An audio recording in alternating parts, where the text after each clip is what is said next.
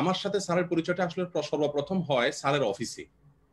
আমি সৌদি আরব থেকেই যখন আমি সৌদি আরবে পশ্চিম দামাম ইসলামিক সেন্টারে দাওয়া অফিসে কাজ করছি বাংলা বিভাগে দায়ী হিসেবে, তখন থেকে স্যার রহিমাহুল্লাহর যে চিন্তাধারাগুলো সেগুলো জানতাম, শুনতাম, দেখতাম। সে সুযোগ এবং সৌভাগ্য আমার তৈরি হয়েছে। সেই জায়গা থেকে আমার একটা আকর্ষণ তৈরি হলো যে ওনার সাথে দেখা করা দরকার। দেশে আসার পরে আমি আমার একজন উস্তাজ যশোরের একজন বড় আলেম, যশোর জামিয়া ইসলামিয়া মাদ্রাসার মুহতামিম মুফতি মুজিবুর রহমান সাহেব হাফিজাহুল্লাহ, তার কাছ থেকে আমি স্যার রাহিমাহুল্লাহর সাথে যোগাযোগ করার চেষ্টা করলাম। তাকে বললাম যে আপনি একটু ব্যবস্থা করে দেন। তখন তিনি আমাকে স্যারের সাথে ফোনে কথা বলে দিলেন সরাসরি। কথা বলার পরে স্যারের অফিসে গেলাম, কথাবার্তা হলো। প্রায় ঘন্টাখানেক কথা হলো এত সৌহার্দ্যপূর্ণ পরিবেশে যে প্রথম মানে কিছু সময় আমি আপ্লুত হয়ে গেলাম যে একজন মানুষ এতটা কাছাকাছি নিয়ে যেতে পারে। যাই হোক, এরপরে চলে গেলাম আমি সৌদিতে। এরপরে ৬ মাস পর আবার ছুটিতে আসলাম, আবার দেখা করতে গেলাম। এরপরে স্যার রহিমাহুল্লাহ নিয়মিত আমাকে ফোনে যোগাযোগ করতেন। আমাদের ওসামার বিষয়ে, আমাদের শেখ ওসামার বিষয়ে আমাকে বলতেন যে ওসামার দিক খেয়াল রাখবেন। নাম্বার দিয়েছিলেন যে সে যেন আপনাদের সাথে পরামর্শ করে চলতে পারে, তার সাথে খোঁজখবর নেবেন। যদি আমি সেই দায়িত্ব পরিপূর্ণ পালন করতে পারি নাই, আমার কাছে কিন্তু শেখ ওসামার নাম্বারটা স্যার রহিমাহুল্লাহ দিয়েছিলেন, দিয়ে বলেছিলেন যে একটু খোঁজখবর রাখবেন, দেখবেন। তো এরপরে আমি চাইছিলাম সৌদি আরবে আমরা একটা সম্মেলন করতাম, অনেকে জানেন। সেই সম্মেলনে আমাদের বাংলাদেশ থেকে ডক্টর মোহাম্মদ সাইফুল্লাহ সহ একাধিক আলেমকে আমরা ইনভাইট করে নিয়েছিলাম। স্যার রহিমাহুল্লাহকে সর্বশেষ নেওয়ার কথা ছিল, যেটা আমাদের শেখ ওসামা জানেন। যাই হোক, পরবর্তীতে অল্প সময়ে সম্পর্কটা এমন গভীর হয়ে যায় যে সেটা বলে বোঝানো কঠিন আসলে। আমার পিস টিভিতে যাওয়ার নেপথ্যের নায়কদের মধ্যে অন্যতম একজন হন ডক্টর খন্দকার আব্দুল্লাহ জাহাঙ্গীর রহমাহুল্লাহ। এটা আমি আজকে বলে রাখি এই অনুষ্ঠানের মাধ্যমে, নতুন তথ্য হয়তো অনেকের কাছে। আমাকে স্যার একদিন ফোন দিলেন, আমি দেশ থেকে মাত্র সৌদিতে গেলাম, দেখি স্যারের নাম্বার, কল ধরলাম। ধরার পরে স্যার বলেছে যে আরে শেখ, পিস টিভি ওয়ালারা আপনারা খুঁজছে, আপনার নাম্বারে ফোন আসবে, সাথে সাথে ধরে ফেলবেন কিন্তু। তো আমি বললাম স্যার আমাকে পিস টিভিতে ডাক দিবে, আমি ফোন ধরে ফেলবো, আপনি কি বলছেন এসব? বলতেছে যে হ্যাঁ, আমাকে ওরা মেইল করছে, আপনার একটা আলোচনা দিয়ে বলছে যে এই তরুণ আলেমকে আমাদের দরকার, ডক্টর জাকির নায়েক সাহেব ইনভাইট করবেন, তো তার সম্পর্কে একটু জানা দরকার, সে লোকটা কেমন, চলে কিনা, তাকে নেওয়া যায় কিনা, আপনি চিনেন কিনা, এবং তার কন্টাক্ট ইনফরমেশন কি। তখন স্যার রহিমাহুল্লাহ বললেন যে আমাকে যেটা বললেন আর কি, সাথে সাথে ওদেরকে বললেন যে আরে বলেন কি আপনারা, এই তো খুব ভালো ছেলে, অনেক উদীয়মান, এই সেই। স্যার যা বলার তাদেরকে বললেন এবং আমাকে বললেন যে শেখ আমি কিন্তু সব বলে দিছি, আপনি ফোন ধরবেন। ঠিক স্যারের ফোনের বোধহয় পরের দিনই আমি পিস টিভি থেকে ফোন পেলাম, গেলাম পিস টিভিতে। দুবাইতে একই হোটেলে ১ মাস এক নাগাড়ে ছিলাম এবং ৩ বেলা প্রায় একই সঙ্গে খেতাম। আমি অন্তত স্যারের সাথে কোনো বেলা খাবার মিস করেছি বলে আমার মনে পড়ে না। প্রত্যেকটা বেলা খানা স্যারের সাথে খেতাম খেদমত করার নিয়তেই, এবং গ্রুপ প্রোগ্রামগুলো করতাম। এভাবে আস্তে আস্তে সম্পর্ক বেড়ে ওঠে। এরপরে স্যারের সাথে ঢাকায় একটা প্রোগ্রাম তরুণ উদীয়মান আলেমদেরকে নিয়ে করেছিলাম একসাথে, আমরা ভবিষ্যৎ কিভাবে চলবো সে বিষয়ে। তো এভাবে হলো আমার সাথে স্যারের সাথে সম্পর্কটা। অল্প সময়ের পরিচয়, কিন্তু এর মধ্যে স্যার আমাকে এত গভীরে স্থান দিয়েছেন। আমার মনে হয় এটা আব্দুল জাহাঙ্গীরউল্লাহ ছাড়া অন্য আমি হলেও মানে এত অল্প সময় একজন মানুষের সাথে পরিচয় হওয়ার পর তাকে এতটা আপন করে নেওয়া এবং তার ব্যাপারে এতটা আন্তরিক হওয়া, আমার মনে এটা কঠিন ছিল। আমি লম্বা করে ফেলেছি, দুঃখিত। জি না, ধন্যবাদ শাইখ, আলহামদুলিল্লাহ। আর আপনি একটু গ্যালারি মোডে রাখলে আমাদের দর্শকরা ওসামাকেও দেখতে চান শাইখ, তো গ্যালারি মোডটা যদি আপনি একটু করে দেন তাহলে আমাদের আচ্ছা। দর্শকরা দেখবে ওসামাকে। শাইখ, এখানে আপনার সাথে আরেকটা কথা যুক্ত করে রাখি শাইখ, যখন পিস টিভিতে যখন ডাকছিলেন আলেমুল আমাদের খুঁজছিলেন, শাইখ একদিন, আমি তো অনেকদিন ধরে শাইখের জি সাথে, শাইখ একদিন বললেন যে সাইফুল্লাহ বা এরকম তো পিস টিভি এলারা, এরকম তোমার জানা মতে এরকম কোন বরেণ্য ব্যক্তি আছেন কিনা যে যারা এরকম মানহাজ রাখেন যে উদারপন্থী কিছু কথা বলবেন, এই প্ল্যাটফর্মে যেতে পারেন। তো তুমি যদি একটুখানি যোগাযোগ রাখো। তো আলহামদুলিল্লাহ নেপথ্যে আমিও একটু স্যারের সাথে ছিলাম শাইখ এই বিষয়গুলোতে, আপনার সাথে হয়তো শেয়ার করা হয় নাই। যাই হোক, আলহামদুলিল্লাহ। তা আমি শাইখ ওসামার কাছে আবার ফেরত আসতে চাচ্ছি। শাইখ ওসামা কাছে আমি এখন একটু জানতে চাই যে আমাদের অনেক যারাই সেলিব্রিটি, আমাদের জনপ্রিয়তম অন্তরের শ্রদ্ধাভাজন এক ব্যক্তি হচ্ছেন আমাদের শাইখ আব্দুল্লাহ জাহাঙ্গীর। আপনি যদি একটু শাইখ ওসামা আমাদের কাছে শাইখের ভাই বোন এবং আপনাদের ভাই বোনের বিষয়ে একটু, দর্শকের অনেক কিউরিসিটি আছে, আপনারা কয় ভাই বোন, কোথায় কে কি আছেন, এবং শাইখ রহমাউল্লাহর কয়জন ভাই বোন ছিলেন, এ বিষয়ে যদি শাইখ ওসামা আপনি একটু দর্শকদের কাছে কিছু জানাতেন, এটা অনেকেই জানতে চান। আসসালামু আলাইকুম। জি, আমরা হলাম, আমি ভাই একজন, আমার 3 বোন আছেন আলহামদুলিল্লাহ। আর আমার আমার 3 ফুফু এবং আমার এক চাচা ছিলেন, তিনি অনেক বাল্যকালেই মারা গিয়েছিলেন। তো সে কারণে আমার ও তিন ফুফু এবং এক ভাই, এভাবেই আর কি এসছে বিষয়টা, সবাই এভাবেই জেনে এসছেন। আপনার বোনদের অবস্থানটা যদি একটু জানাতেন শেখ ওসামা। আমরা তিন বোন তো জানতে পেরেছি, বড় বোন বোধহয় যে একটু প্লিজ। জি জি, আমার আমার বড় বোন ঢাকাতেই থাকেন এবং আমার তিনি ইসলামী বিশ্ববিদ্যালয় থেকে অনার্স মাস্টার্স করেছেন, এবং আমার মেজ বোনও সেখান থেকে আল হাদিসে অনার্স, দাওয়াতে অনার্স মাস্টার্স করেছেন। আমার ছোট বোন এখনো মাদ্রাসায় পড়াশোনা করছেন। আমার বড় দুই বোনেরই বিবাহ হয়েছে আলহামদুলিল্লাহ, তিনারা ঢাকাতেই থাকেন পরিবার সহ আলহামদুলিল্লাহ। আমার বড় আমাদের মেজ দুলাভাই ডক্টর নূরে আলম, তিনি বোধহয় ঢাকা বিশ্ববিদ্যালয়ের বোধহয় লেকচারার। জি জি জি, আমার জি ঢাকা বিশ্ববিদ্যালয়ের শিক্ষক, আর বড় দুলাভাই শহীদপুর সিটি কলেজের শিক্ষক হিসেবে আছেন আলহামদুলিল্লাহ। দুজন। আর ছোট বোন তিনি ছোট এখনো পড়াশোনা ছোট আছেন, তিনি মাদ্রাসায় পড়াশোনা করছেন।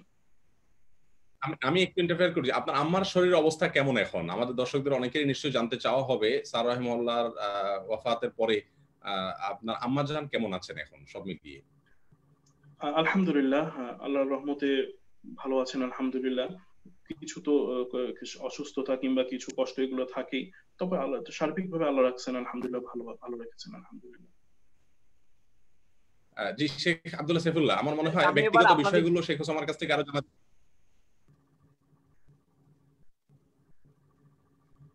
জি শেখ, জি আলহামদুলিল্লাহ, আমরা আরো কথা বলবো শেখ। আমরা এবার একটু মূল কথার দিকে একটু আসার চেষ্টা করি শেখ। মূল কথায় প্রবেশের আগে আমি একটি বিষয়ে আপনাদের দুইজনের কাছেই মনোযোগ আকর্ষণ করব, আপনারা ধারাবাহিকভাবে একটু কথা বলবেন শেখ। সেটা হচ্ছে শেখ আব্দুল্লাহ জাহাঙ্গীর রহিমাহুল্লাহ যেভাবে ইন্তেকাল করেছেন, এই ইন্তেকালটা তার একটা রোড অ্যাক্সিডেন্টের মাধ্যমে হয়েছে, এটা বাংলাদেশের সকলেই জানে। তো আলহামদুলিল্লাহ আমরা আল্লাহর কাছে আশা করি যে এই অ্যাক্সিডেন্টের মৃত্যু যেটা, সেই অ্যাক্সিডেন্টের মৃত্যু শাহাদাতের মৃত্যু, আল্লাহ রাব্বুল আলামিন যেন তাকে শাহাদাতের দরজা দান করেন। তবে আমাদের কতক ভাই আমরা দেখি যে বিভিন্ন সময় বিভিন্ন ভাবে আমাদের কাছে জিজ্ঞাসা করেন শেখ, ইভেন আমাদের কাছেও, আমরা স্যারের ছাত্র হিসাবে আমাদের কাছেও বলেন যে সাইফুল্লাহ ভাই, আমরা তো শুনি যে শাইখ রহমাউল্লাহ ইহুদি নাসারা এবং খ্রিস্টান মিশনারিদের বাংলাদেশে যে কার্যক্রম ছিল এটার বিপক্ষে খুব সোচ্চার ভূমিকা রেখেছিলেন, এবং তিনি এই দাওয়াতের ক্ষেত্রে আমাদের অগ্রদূত বাংলাদেশে একজন, যে খ্রিস্টানরা যে মিশনের মাধ্যমে অমুসলিম বানাচ্ছে মুসলমানদেরকে, তাদেরই একটা গভীর ষড়যন্ত্রের মাধ্যমে তাকে হত্যা করা হয়েছিল এই রোড অ্যাক্সিডেন্টের নামান্তর করে। এটা নানান ভাবে বলে। এক্ষেত্রে শাইখ আমি কিছু কথা শেষে যুক্ত করব। আমি প্রথমেই আপনার কাছে কিছু কথা শুনতে চাই যে শাইখ এই বিষয়ে আপনি ঠিক কি বলবেন দর্শকদের জন্য শাইখ? আসলে এই ধরনের কথা আমরা প্রায়শ শুনি যে স্যার রাহিমাহুল্লাহর এই অ্যাক্সিডেন্টটা স্বাভাবিক ছিল না, বরং এটা বাই প্ল্যান ছিল, অর্থাৎ স্যারকে পরিকল্পিতভাবে কেউ হত্যা করেছে, এরকম একটা কথা বলা হয়। আসলে আমি যতটা স্যার রাহিমাহুল্লাহর প্রতিষ্ঠান আসুন্নাহ ট্রাস্ট, আমাদের চেয়ারম্যান মহোদয় ওসামা খন্দকার রয়েছেন, তাদের সাথে যতটা সম্পৃক্ত আছি, আসা যাওয়া আছে, সেই সুবাদে বলতে পারি যে এটা কোনো অথেন্টিক কথা নয়। আর তাছাড়া এটা একটা ধারণা প্রসূত কথা। আল্লাহু আলাম, মানে মূল বিষয় কি সেটা তো একমাত্র ইলম আল্লাহর কাছেই রয়েছে। আল্লাহ সুবহানাহু ওয়া তাআলা ভালো জানেন যে আসলে ঘটনা কি ঘটেছে। কিন্তু আমরা এখনো পর্যন্ত এর কোনো অথেন্টিকেশন পাইনি, অর্থাৎ বিশ্বস্ত কোনো সূত্রে আপনার এরকম কোনো বিষয় নিশ্চিত হওয়ার মতো কোনো উপায় আমাদের কাছে অন্তত নাই। আমরা মনে করব ওয়ালা তাকফু মা লাইসা লাকা বিহি ইলম, যে বিষয়ে তুমি জানো না সে বিষয়ে কেন অবস্থান গ্রহণ করতে যাবে, আল্লাহর উপর ছেড়ে দেব। তবে হ্যাঁ, স্যার রাহিমাহুল্লাহ নিশ্চয়ই এমন কিছু কাজ করেছিলেন যেগুলো অনেকেরই চক্ষুশূল হয়ে থাকতে পারে। যদিও স্যার রাহিমাহুল্লাহ প্রত্যেকটা মানুষের সাথে এমন ভাবে আচরণ করতেন যে তার কোনো শত্রু তৈরি না হয়, তারপরেও আমরা জানি নবীদের শত্রু ছিল। আল্লাহ বলেছেন ওয়া জাআলনা লিকুল্লি নাবিয়্যিন আদুওয়া। তো স্যারও তার ব্যতিক্রম ছিলেন না। বিশেষ করে খ্রিস্টান মিশনারিদের বিরুদ্ধে তার যে কাজ ছিল, বাংলাদেশে অন্য কোনো আলেম এভাবে একাডেমিক কাজগুলো করেছেন কিনা আমার জানা নেই। স্যার রাহিমাহুল্লাহ আমরা জানি যে খ্রিস্টান মিশনারিদের বিরুদ্ধে বই লিখেছেন, এবং সেই বইয়ের মধ্যে আপনার বইয়ের নামকরণ নিয়ে আমার সাথে কথা হয়েছিল। স্যার বলেছেন যে আমি একটা গোলালু মার্কা নাম দেবো। আমি বললাম স্যার গোলালু মার্কা নাম কিরকম? বললেন যে গোলালু মার্কা নাম বলতে এই নামটাতে থাকবে পবিত্র বাইবেল পরিচিতি ও পর্যালোচনা। তো পবিত্র বাইবেল লেখা দেখে অনেকে নিবে, আবার অনেকে হাতে নিবে যারা খ্রিস্টান ধর্মে দীক্ষিত হয়ে গেছে বা অনেকটা সেদিকে অগ্রসর আছে, কারণ নামটা ইতিবাচক। আবার আমাকে যারা চেনেন তারা তো আমার নাম দেখে নিবেন, অতএব আমরা সব ধরনের মানুষের কাছে আমাদের বইটা পৌঁছাতে পারছি, বার্তা পৌঁছাতে পারছি। যাই হোক, তো এই বই 950-1000 পৃষ্ঠার বই, এত বিশাল বড় বই তিনি লিখেছেন খ্রিস্টান অনুসারীদের বিরুদ্ধে। শুধু তাই নয়, দাওয়া বিভাগ থেকে আসুন্নাহ ট্রাস্টের আমরা জানি প্রতি নিয়মিত 3 দিনের একটা করে জামাত বিভিন্ন এলাকাতে স্যার পাঠাতেন ছাত্রদের, দাওয়া বিভাগের ছাত্রদের, যাদেরকে তুলনামূলক ধর্মতত্ত্ব পড়ানো হতো। তারা গিয়ে সেখানে মানুষকে ইসলামের পথে আহ্বান করতেন এবং যারা খ্রিস্টান ধর্মে দীক্ষিত হয়ে গেছেন তাদের সাথে বসতেন, বৈঠক করতেন, অনেক সময় ডিবেট করতেন এবং তাদেরকে ফিরিয়ে আনতেন। তো এই কাজগুলো বাংলাদেশে ব্যতিক্রমী কাজ এবং মৌলিক কাজ। এইসব কারণে কেউ তার প্রতি চক্ষুশূল থাকতে পারে, তিনি কারোর চক্ষুশূল হতে পারেন, অথবা কারোর কাছে তিনি মানে ক্ষতিকর বা কেউ তার শত্রুতা করতেই পারে। কিন্তু মূল ঘটনা কি ঘটেছে আমরা যেহেতু জানি না, অতএব স্যারকে হত্যা করা হয়েছে এই ধরনের কথা আমরা মন্তব্য না করাই আমি ভালো মনে করছি। অন্তত স্যারের পরিবার থেকে কি বলা হয় আমি শেখ ওসামার কথা শুনতে পারি মনে হয়। জি, শেখ ওসামা, আপনার কাছে জিজ্ঞাসা করব যে এই আপনি মৃত্যু পরবর্তীতে যখন দেখেছেন, এই মৃত্যু পরবর্তীতে দেখানোর সময় তা আপনার সাথে যখন দেখা হয়েছে, এরপরে আপনাদের যারা ওই স্যারের সাথে ছিলেন, বিশেষ করে অ্যাক্সিডেন্টের সময়, এরপরে গাড়ি দেখেছেন, এসব মিলিয়ে আপনি অ্যাজ এ ম্যান, মানে আপনার ব্রেনে বা আপনার চিন্তাতে আপনি কি উপলব্ধি করেছেন, যে আসলে ঠিক কিভাবে এটার মূল্যায়ন করছেন আপনি, যে মনে হয়েছে আপনার কাছে এরকম কিছু বিষয় যে তাকে অ্যাক্সিডেন্ট করিয়ে ফেলা হয়েছে? প্রথমত বলতে হবে যে আমরা তো আর মানে যেটা গায়েব তো আমরা আর বলতে পারবো না। তবে স্বাভাবিকভাবে সামনে থেকে দেখে প্রথমে মনে হয়েছে সম্ভবত আমাদের যিনি ড্রাইভ করছিলেন, সম্ভবত ওনারই কোনো সিদ্ধান্তের ভুলের কারণে এরকম হয়েছে বলেই মানে আমাদের কাছে দেখে মনে হয়েছে, কিংবা বাকি প্রশাসনের মানুষরাও ওনারাও এরকম দেখে প্রথমে ওরকমই মন্তব্য করেছেন। তো মূল কথা যে যেটা আমাদের সামনে প্রমাণ নাই কিংবা যে বিষয়টা আমরা জানি না, এই বিষয়ে আসলে আর মাথা ঘামিয়ে কি লাভ? এখানে তো কোনো লাভ নেই, যে কারণে আমরা আসলে ওভাবে চিন্তা করিনি। বরঞ্চ যে কাজগুলো আমাদের জন্য বেশি উপকারী, যে চিন্তা করাটা বেশি উপকারী, সেগুলোই মনে হয় আমরা চিন্তা বেশি করলে ভালো। বাকিটা আল্লাহ তাআলা, কেউ যদি ইচ্ছাকৃতভাবে অপরাধ করে থাকে তাহলে সে সেই অপরাধীর শাস্তি পাবে, আর যার উপর অপরাধটা করা হয়েছে সে আল্লাহর কাছে সেটার জাযা পাবেন ইনশাআল্লাহ।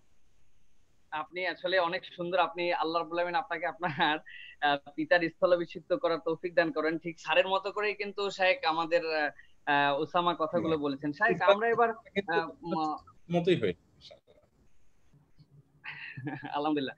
শাইখ, এবার আমরা একটু মূল কথায় একটু ফেরত আসি শাইখ, যে আজকে বাংলাদেশে অনেক আলেম ওলামা আলহামদুলিল্লাহ আছেন, বাংলাদেশে অনেক মানুষ খেদমত করছেন আলহামদুলিল্লাহ, আমাদের দেশে অনেক জায়গা থেকে ডিগ্রি নেওয়া অনেক যোগ্যতা সম্পন্ন আলেমে দিন আছেন। কিন্তু শাইখ দেখেন, মাত্র এই দেশের মানুষ তাকে 40 বছর বয়সের পর থেকে আব্দুল্লাহ জাহাঙ্গীর হিসেবে চিনেছে। 10-12 বছর বয়স পর্যন্ত মাত্র তিনি এই দেশটাতে মানুষের কাছে পরিচিতির মাধ্যমে কাজ করেছেন।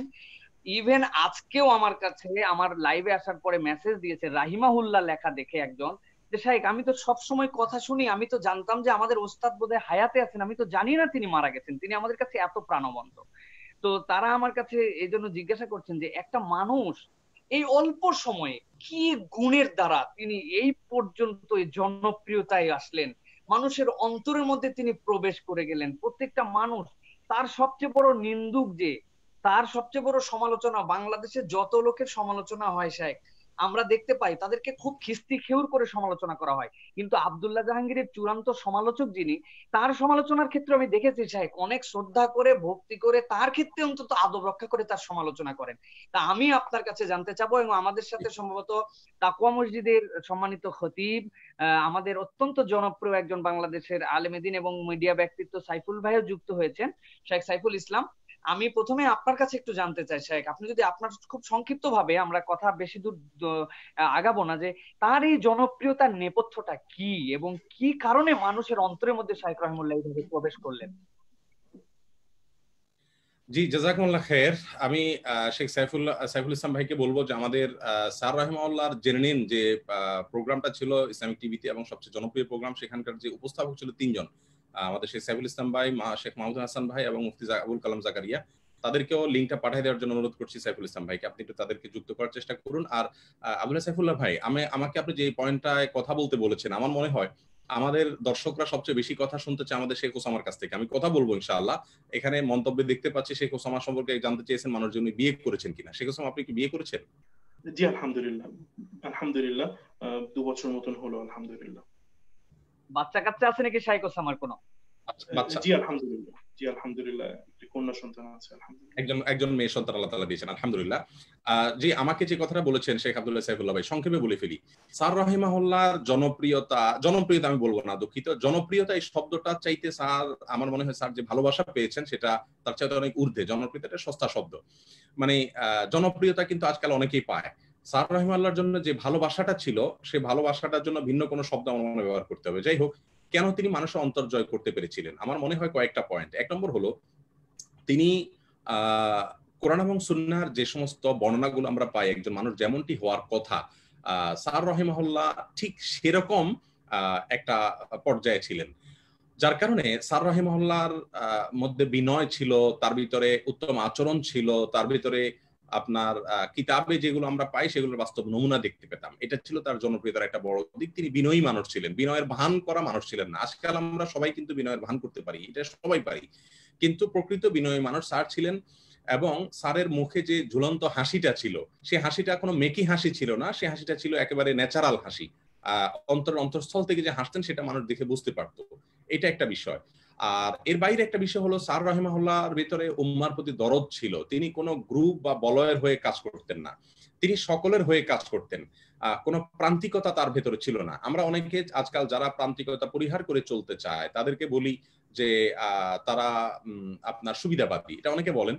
আসলে স্যার রাহিমাহুল্লাহর বিভিন্ন কথা থেকে বোঝা যায় তিনি এটা বোঝাতে চাইতেন যে আসলে যারা কোনো প্রকার প্রান্তিকতা যায় না, মুসলিম উম্মাহ কনসেপ্ট নিয়ে চলে, অর্থাৎ সমস্ত মুসলিমদেরকে ভাই মনে করে, এভাবে যারা চলাফেরা করেন তাদেরকে সচরাচর আপনার কোন প্রান্তের মানুষরাই খুব একটা আপন মনে করে না। বরং তার চাইতে খুব একটা প্রান্তিক হলে অথবা আপনার কোন একটা সাইড অবলম্বন করে যদি আমরা বসে থাকি, তাহলে সেক্ষেত্রে অনেক বেশি মানুষের ভালোবাসা বা অনেক বেশি মানুষের সিম্পেথি পাওয়া যায়। তো সব মিলিয়ে আপনার শেখ রাহিমাহুল্লাহর প্রতি মানুষের ভালোবাসা একটা বড় কারণ হলো তিনি উম্মাহ কনসেপ্ট নিয়ে চলতেন। তিনি কারোর ছিলেন না, কিন্তু সবার ছিলেন।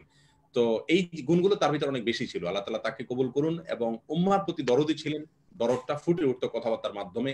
এবং কাউকে তিনি আঘাত করতেন না, সবাইকে আপন করে নিতেন। আর সাধারণ মানুষের বোধগম্য হয় এমন করে কথা বলতেন। দেখুন, জিনেদার বাসার কিন্তু টান আসতো স্যারের কথা। কেন আসতো? আমাকে ফ্রান্সের আমার এক বোন, তিনি বললেন যে ওনার কথা আমার ভালো লাগে এই জন্য যে মিডিয়াতে কথা বলার সময় আমি আমার কথা বলছি, আমরা যারা কথা বলি একটু চেষ্টা করি একটু গোছালো গাছালো ইস্ত্রি করা কথা, অর্থাৎ ইস্ত্রি মেশিন দিয়ে ইস্ত্রি করে যেরকম জামা কাপড় পরে এরকম কথা ইস্ত্রি করে বলার কথা আমরা চেষ্টা করি। কিন্তু স্যার রাহিমাহুল্লাহ সাবলীল ভাবে কথা বলতেন, অসাধারণ। এই বিষয়গুলো আমার মনে হয় তার প্রতি মানুষের এত ভালোবাসার সুপ্ত দিকগুলোর কয়েকটা।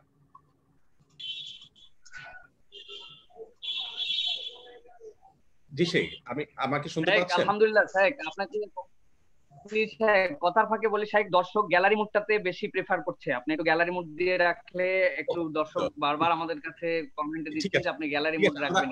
গ্যালারি মোডেই থাকবো। জি জি জি, না মাঝে মাঝে চেঞ্জ করা যাবে শেখ ইনশাআল্লাহ। আরেকটি বিষয় শেখ, ওসামার কাছে আমরা একটু জানতে চাই শেখ, যে আসলে আব্দুল্লাহ জাহাঙ্গীর রহিমাহুল্লাহর বিষয়ে যদি আমরা বলতে থাকি অনেক স্মৃতির কথা আমরা বলতে পারবো, কিন্তু আমরা শায়েখ কেমন আলোচক ছিলেন এ বিষয়ে কিন্তু আমাদের মোটামুটি ধারণা আছে। শায়েখ কেমন লিখেছেন সেটাও আমরা জানি। শায়েখ রহিমাহুল্লাহর চলাফেরা, বাহ্যিকতা, হাসি মুখ সবই জানি, কিন্তু শায়েখ যে আভ্যন্তরীণ মানুষটা তিনি কেমন ছিলেন এগুলো কিন্তু ওসামাকে আমরা সবসময় পাই না শায়েখ। এই হিসাবে আমরা কিছু কথা কিন্তু ওসামার কাছে এই বিষয়ে শুনতে আগ্রহী শায়েখ।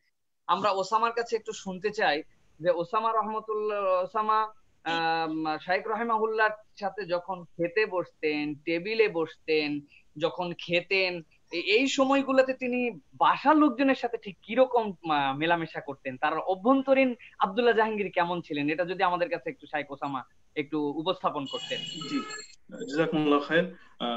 একটা বিষয়ে সবসময় গুরুত্ব দিতেন যে যাতে আমরা খাওয়া দাওয়া গুলো একসাথে এক টেবিলে করা হয় বা একসাথে বসে খাওয়া দাওয়া করা হয়, এটাকে খুব গুরুত্ব দিতেন সবসময়। এবং আমরা বেশিরভাগ সময় আমরা মোটামুটি বাসায় থাকলে একসাথেই খাওয়া দাওয়া করেছি সবসময়। তো বাসায় মানে খুবই ইনফর্মাল, যেভাবে সাধারণ মানুষ ব্যবহার করেন সেভাবেই আমাদের কথাবার্তা হতো, গল্প হতো, বিভিন্ন ধরনের গল্প হতো। যে কোনো প্রশ্ন করলে সেটা, সেই প্রশ্ন মাথায় আসলে সেটা করা যেত, কোনো সমস্যা ছিল না। মূলত মানে আমাদের যাতে তারবিয়াতটা ভালো হয় এই ব্যাপারে অবশ্যই সবসময় খুব গুরুত্ব রাখতেন এবং আমাদের ব্যাপারে পারিবারিকভাবে খুবই গুরুত্ব দিতেন। এবং এছাড়াও অনেক ব্যস্ততা সব সারা জীবনই ছিল।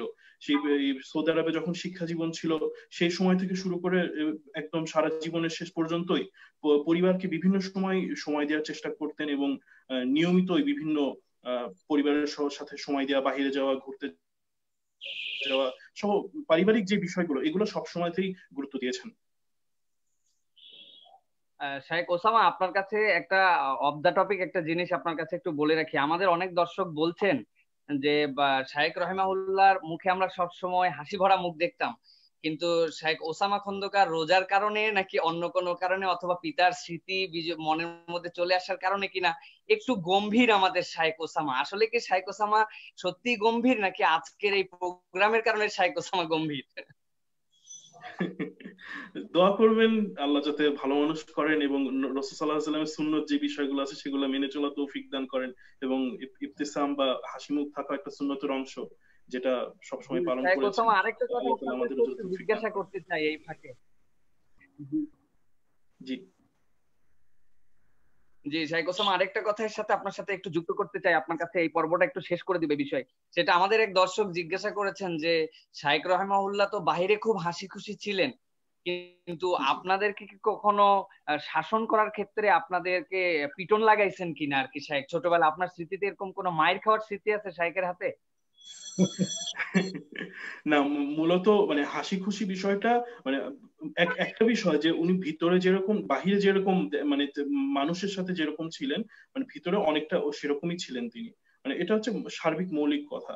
তো হ্যাঁ, পারিবারিক শাসন কিংবা সেগুলোর প্রয়োজনে কোনো কিছু দাদি বা কিছু প্রয়োজন পড়লে তো এটা হতে পারে, কিন্তু মানে বিষয়টা এরকম না যে কথায় কথায় মানে শাসন করা কিংবা একটা ভুল করে ফেললেই সেটা নিয়ে কটাক্ষ করা, শাসন করা বা মানে সেটা দিয়ে মারা এই কাজগুলো মানে সেরকম ভাবে মানে অ্যাভয়েড করতেন।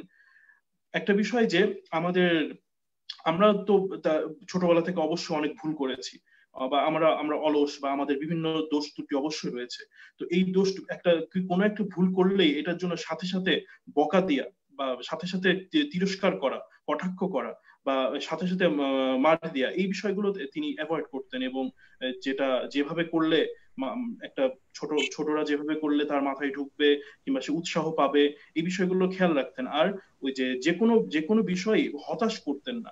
যেরকম আমরা অনেক সময় দেখি যে এক্সাম্পল যে একটা ছেলেকে একটা কিছু বলা হয়েছে, ছেলেটা ঠিক মতো করে নাই, তাকে হয়তো তার কাছে আশা করা হয়েছে সে বাজার থেকে একটা জিনিস নিয়ে আসবে, সে ঠিক মতো আনতে পারে নাই।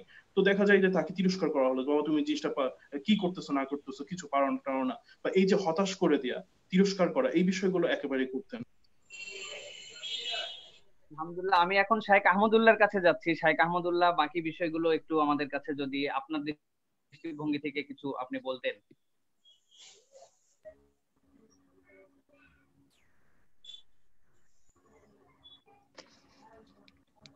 হ্যালো, আমাকে শুনতে পাচ্ছেন? জি, শুনতে পাচ্ছি। জি জি, আমার মনে হয় আমি আপনাকে শুনে নিয়ে শেষের কথাটা আমি শেখ ওসামার কাছে মনে হয় একটু জানা দরকার যে অনেকেই জানতে চাচ্ছেন শেখ রহিমাহুল্লাহর রেখে যাওয়া আসুন্নাহ ট্রাস্ট, এই প্রাণের প্রতিষ্ঠান, এটার কার্যক্রম কি যদি সংক্ষেপে একটু বলতেন, এবং আপনি তো সেই ট্রাস্টের চেয়ারম্যান, এবং সেই সূত্রে এই ট্রাস্ট এখন কিভাবে চলছে, স্যার রহিমাহুল্লাহর মৃত্যুর পরে কার্যক্রমগুলো আগের মতোই চলছে না কোনো আছে যদি একটু বলতেন। আর আমাকে আব্দুল্লাহ সাইফুল্লাহ ভাই কি বলেছেন আমি শুনি নাই, আমার এখানে একটু প্রবলেম ছিল কয়েক সেকেন্ডের জন্য। জি শাইখ, আমি বলছিলাম যে আপনার কিছু যদি জিজ্ঞাসা থাকে এই ক্ষেত্রে বলতে পারি, তবে আমরা একটা বিষয় নিয়ে একটু কথা আগাবো শাইখ।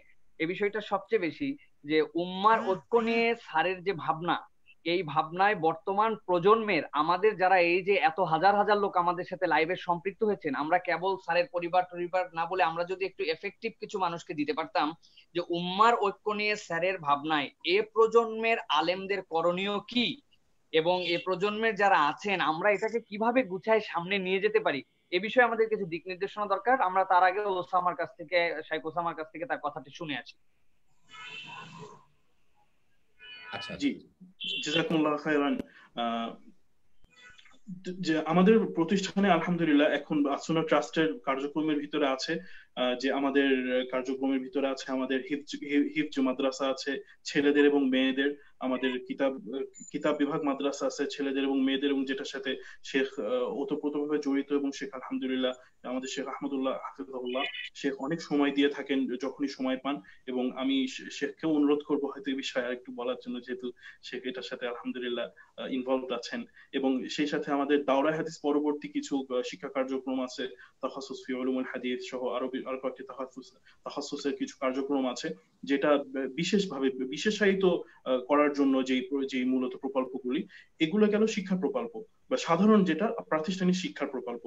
এর বাইরে আছে সাধারণ মহিলা যারা এলাকায় আছেন বা বিভিন্ন সাধারণ মহিলা, তাদের জন্য কিছু শিক্ষার কার্যক্রম এবং তাদেরকে কিছু ট্রেন করা, যেরকম যে একটা সেলাই প্রশিক্ষণ কার্যক্রম ছিল, সেখানে অভাবী মহিলারা এসে সেলাই প্রশিক্ষণ নিতেন এবং সেই সাথে কিছু মৌলিক যেগুলো দিনী বিষয় তাদের জানার প্রয়োজন, মৌলিক কোরআন তেলাওয়াত সহ আরো কিছু বিষয় এগুলো শিখতেন।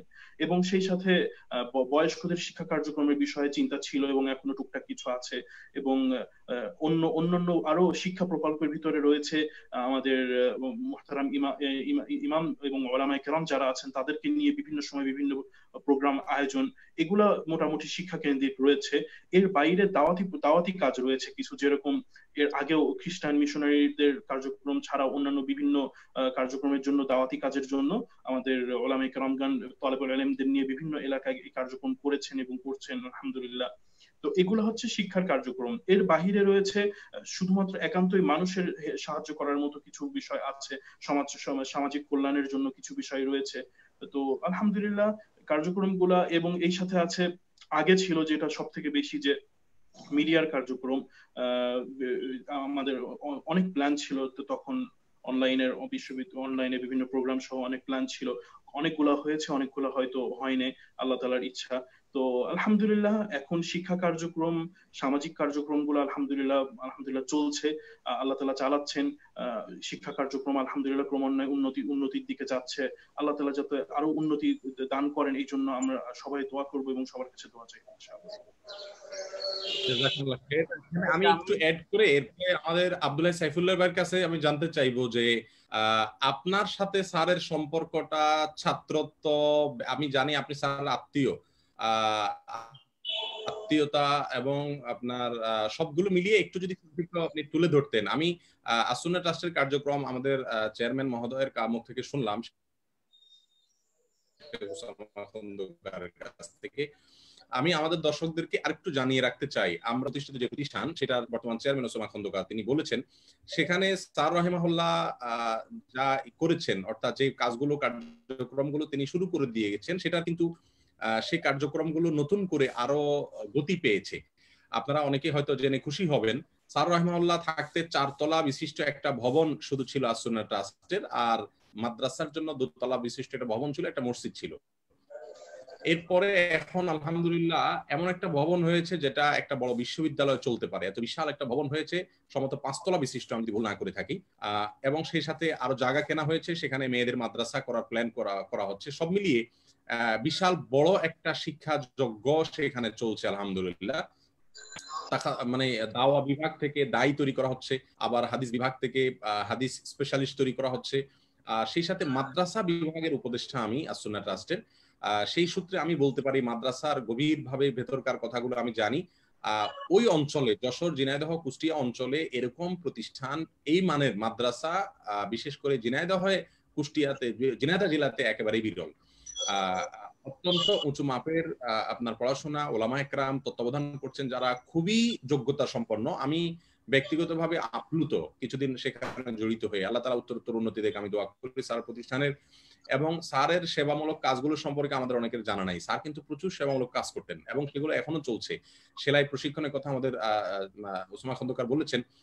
এর বাইরে আমরা জানি যে সেখানে কিন্তু স্যার রাহিমাহুল্লাহ আপনার ইয়ে করেছেন, আপনার কি বলে, স্যার রাহিমাহুল্লাহ সেখানে আপনার দুস্থদের জন্য ফ্রি চিকিৎসার সেবার আয়োজন করেছেন। একজন করে হোমিওপ্যাথিক ডাক্তার, একজন করে এলোপ্যাথিক ডাক্তার, দুজন থাকেন এবং কার্ডধারী সমাজের তার অঞ্চলের গরিব অভাবী মানুষদেরকে তিনি ফ্রি চিকিৎসা দিতেন। এই ছিল কার্যক্রম। শেখ আব্দুল্লাহ সাইফুল্লাহ, আপনি যে পয়েন্টটা শেষে বলেছেন আমি এক লাইনে বলি। আমি স্যারকে একবার জিজ্ঞাসা করছিলাম, স্মৃতিচারণের কথা আসছে তো, যে স্যার আপনি এই ঝিনাইদহ কুষ্টিয়ার এই জায়গায় এসে বসছেন, ঢাকায় থাকলে আপনার দ্বারা কত কাজ হতো, কত দরকার ঢাকায় মানুষের, আপনি তো হুট করে ঢাকা যেতেও পারেন না। তখন স্যার রাহিমাহুল্লাহ আমাকে বলেছিলেন যে ভাই আমাকে শেখ করে বলতেন, সেটা আরেক গল্প। আমি বলতাম শেখ আপনার বড় মেয়ে আমার বয়সের কাছাকাছি হবে হয়তো, আপনি আমাকে শেখ বলেন, এটা মানায় না। তখন স্যার বলতেন যে আপনাকে আমি যদি শেখ বলি তখন সাধারণ মানুষ আপনার থেকে উপকৃত হবে, বলবে যে আব্দুল্লাহ জাহাঙ্গীর সাহেব শেখ বলতেছে, তাহলে লোকটা থেকে কিছু নেওয়ার আছে। তো মানুষ ওলামাদের কাছ থেকে ফায়দা নেবে কিভাবে আমরা যদি সম্মান না দিতে জানি। আরেকবার আমার একটা ঘটনা মনে পড়ে যে স্যার রাহিমাহুল্লাহকে আমি বললাম, স্যার আপনার সাথে আমি বসে প্রোগ্রাম করি পিস টিভিতে, এটা আমি আমাদের শেখ মাহমুদুল হাসান ভাইয়ের সাথে গতকাল একটা প্রোগ্রামে ছিলাম চ্যানেল 24 সেখানে শেয়ার করেছিলাম। আমি বললাম স্যার আপনি আপনার সাথে আমাকে বসায়, ওয়াল্লাহি আযীম আমি কসম করে বলছি আমার কাছে এটা ইতস্তত বোধ করি আমি, কারণ আপনার মানের একটা মানুষ আপনার সাথে বসানো দরকার। আমরা ছেলে ফেলে মানুষ, আমাদের বয়সের কাউকে বসালে মানাই, তো এটা আপনার প্রতি অসম্মান হয় আমার কাছে ভালো লাগে না। স্যার রাহমাল্লাহ আমাকে মুস্কি হাসি দিয়ে বলতেছেন যে শেখ আপনি এই বয়সে শেখ আহমদুল্লাহ, আমি কিন্তু আপনার এই বয়সে ডক্টর আব্দুল্লাহ জাহাঙ্গীর হইতে পারি নাই। অর্থাৎ স্যার এরপরে না অর্থাৎ না, স্যার নিজেই বললেন যে আপনি আমার বয়স যেতে যেতে কোথায় পৌঁছে যাবেন সেটা কল্পনাও হয়তো করা যাবে না। একজন বড় মানুষরা ছোটদেরকে উৎসাহ দেয় নানাভাবে, কিন্তু এইভাবে উৎসাহ দেওয়া যেতে পারে এটা আমার এই অভিজ্ঞতা একেবারেই প্রথম। যাই হোক, যেটা বলছিলাম, স্যার আপনি ঝিনাইদহে কেন, তখন বললেন যে শেখ আসলে ঢাকায় তো অনেকে আছেন কাজ করছেন, কিন্তু ঝিনাইদহে আমি চাচ্ছি এখানে নেড়ার ফকিরদের এলাকা, এখানে আপনার বাউল ফকির ছাড়া কিছু নাই, এখানে ধার্মিক বলতে ফকিরদেরকে বুঝে মানুষ, নামাজ কালাম নাই, আলেম ওলামা নাই, ভালো কোনো মাদ্রাসা নাই। আমি চাচ্ছি এখানে একটা শিক্ষা প্রতিষ্ঠান হোক, এখান থেকে কিছু যোগ্য দায়ী এবং আলেম তৈরি হোক। আর এই জন্য আমি মফস্বলে পড়ে আছি। এমনকি এনটিভি প্রোগ্রামের জন্য আমাকে যখন বলা হয় মাঝে মধ্যে যেতাম, এরপরে সে কিন্তু শেষের দিকে যাওয়া বন্ধ করে দিচ্ছেন। তো স্যারের যে ভালোবাসার কথা, একটা কথা আমি না বলে পারছি না, গতকাল মক্কা থেকে শেখ সালাউদ্দিন মক্কি ভাই একটা পোস্ট করেছেন, এটা অনলাইনে অনেকে কপি পেস্ট করছেন, আমার কাছে কথাটা খুব ভালো লাগছে, সেজন্য আমি এখানে আবার সেটা কোট করছি। সেটা হলো, আজ ডক্টর খন্দকার আব্দুল্লাহ জাহাঙ্গীর রহমানকে ভালোবাসার মানুষের কোনো অভাব নেই। সারা দেশে সারা দুনিয়াতে সব মহলে মানুষ স্যারকে ভালোবাসছেন, কিন্তু স্যার রাহিমাহুল্লাহর ভালোবাসা যেই জিনিসটা দিয়ে তিনি অর্জন করেছেন, অর্থাৎ তার মানহাজ, সেই মানহাজটাকে কিন্তু ভালোবাসার মানুষ এখন পৃথিবীতে একেবারেই বিরল। আমরা তার মানহাজটা মানতে চাই না, কিন্তু তাকে ভালোবাসতে চাই। আমার মনে হয় এই জায়গাগুলোতে আমাদের সংশোধনী আসা দরকার। শেখ আব্দুল্লাহ সাইফুল্লাহ ভাই, ইতিমধ্যে আমরা দেখতে পাচ্ছি শেখ মাহমুদুল হাসান আমাদের সাথে যুক্ত হয়েছেন, যিনি মেজবাউল উলুম কামিল মাদ্রাসার মুহাদ্দিস আমরা জানি, এবং শেখ রহিমাহুল্লাহর বহু প্রোগ্রামের উপস্থাপক। আমার মনে হয় উনি এবং সাইফুল ভাই তারা যত পরিমাণ প্রোগ্রামের উপস্থাপনা করেছেন, শেখকে উপস্থাপনা আমার মনে হয় তারাই করেছেন সবচেয়ে বেশি টেলিভিশনে। তো যাই হোক, আমরা ওনাদের মুখ থেকে কিছু কিছু শুনবো ইনশাআল্লাহ। আব্দুল্লাহ সাইফুল্লাহ ভাই, আমি আপনার কাছে জানতে চাই আপনার সাথে স্যারের সম্পর্ক, ছাত্রত্ব এবং আত্মীয়তা একটু যদি বলতেন। আলহামদুলিল্লাহ শাইখের সাথে আমাদের বন্ধনটা হচ্ছে মূলত ফুরফুরার সম্পর্ক দিয়ে, সেখান থেকেই সম্পর্কিত হওয়া। পারিবারিক ভাবে তাকে আমরা খালুজান বলে ডাকতাম আর কি, আমাদের সেজো খালু আর কি, সেই হিসাবে ওসামার আম্মা, সেইভাবে আমরা খালুজান তাকে সম্বোধন করতাম। কিন্তু বাহিরে পরবর্তীতে স্যারই সম্বোধন, এটাই আমাদের কাছে সহজ ছিল। স্মৃতির তো কোনো শেষ নেই, কথারও কোনো শেষ নেই, তবে আমি 3টে পয়েন্ট আপনাদের কাছে একটুখানি বলে রাখি। এই যে আপনি বললেন শাইখ যে মানুষকে সম্মান দেওয়া এবং মানুষের এলেমের অবস্থা যেই হোক, কিন্তু একটা মানুষকে অন্তর থেকে মূল্যায়ন করার যে ধারা, শাইখ এটা মনে হয় আব্দুল্লাহ জাহাঙ্গীর রহমাহুল্লাহ একটা অনন্য নজির স্থাপন করেছিলেন। আমরাও কিন্তু অনেক সময় মানুষকে মূল্যায়ন করতে চাই, কি জন্য যে এটা মূল্যায়ন করা আমাদের, কিন্তু শাইখ রহমাহুল্লাহর অন্তর থেকে আসতো। শাইখ, আমি একটা স্মৃতি বলি, বলে বাকি দুটো প্রসঙ্গ বলবো।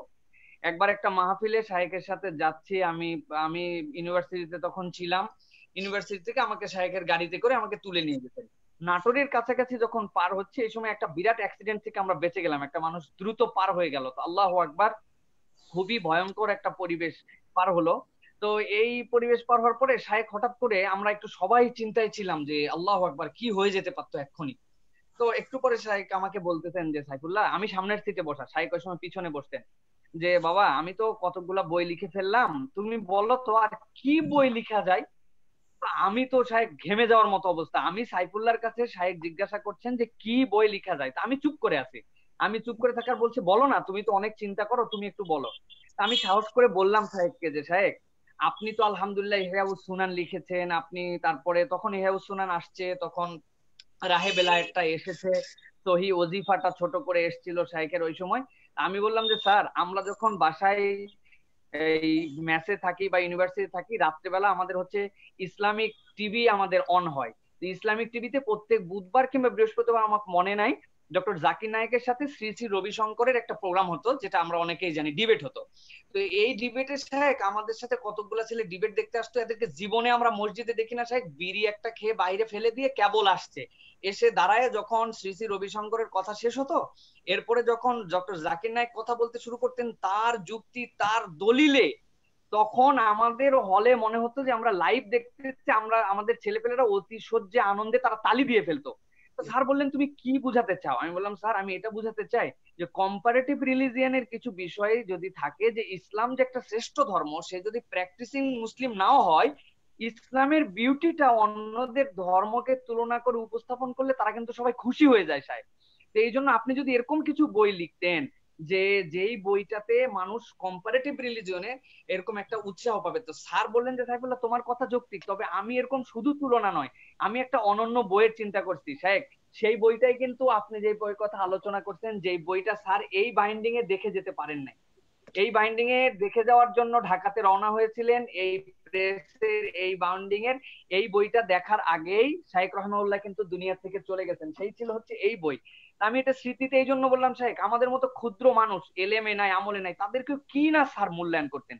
দ্বিতীয় একটা জিনিস শাইখ, যে ইউনিভার্সিটিতে যারা টিচার হন, ইউনিভার্সিটিতে যারা যান, তাদের কিন্তু অত বাইন্ডিংস থাকে না শাইখ, নিজের ইচ্ছে মতো 12, 13, 14টা ক্লাস নিলে কিন্তু তার টাকা হালাল হয়ে যায়, এটা ইউনিভার্সিটির সবাই জানে।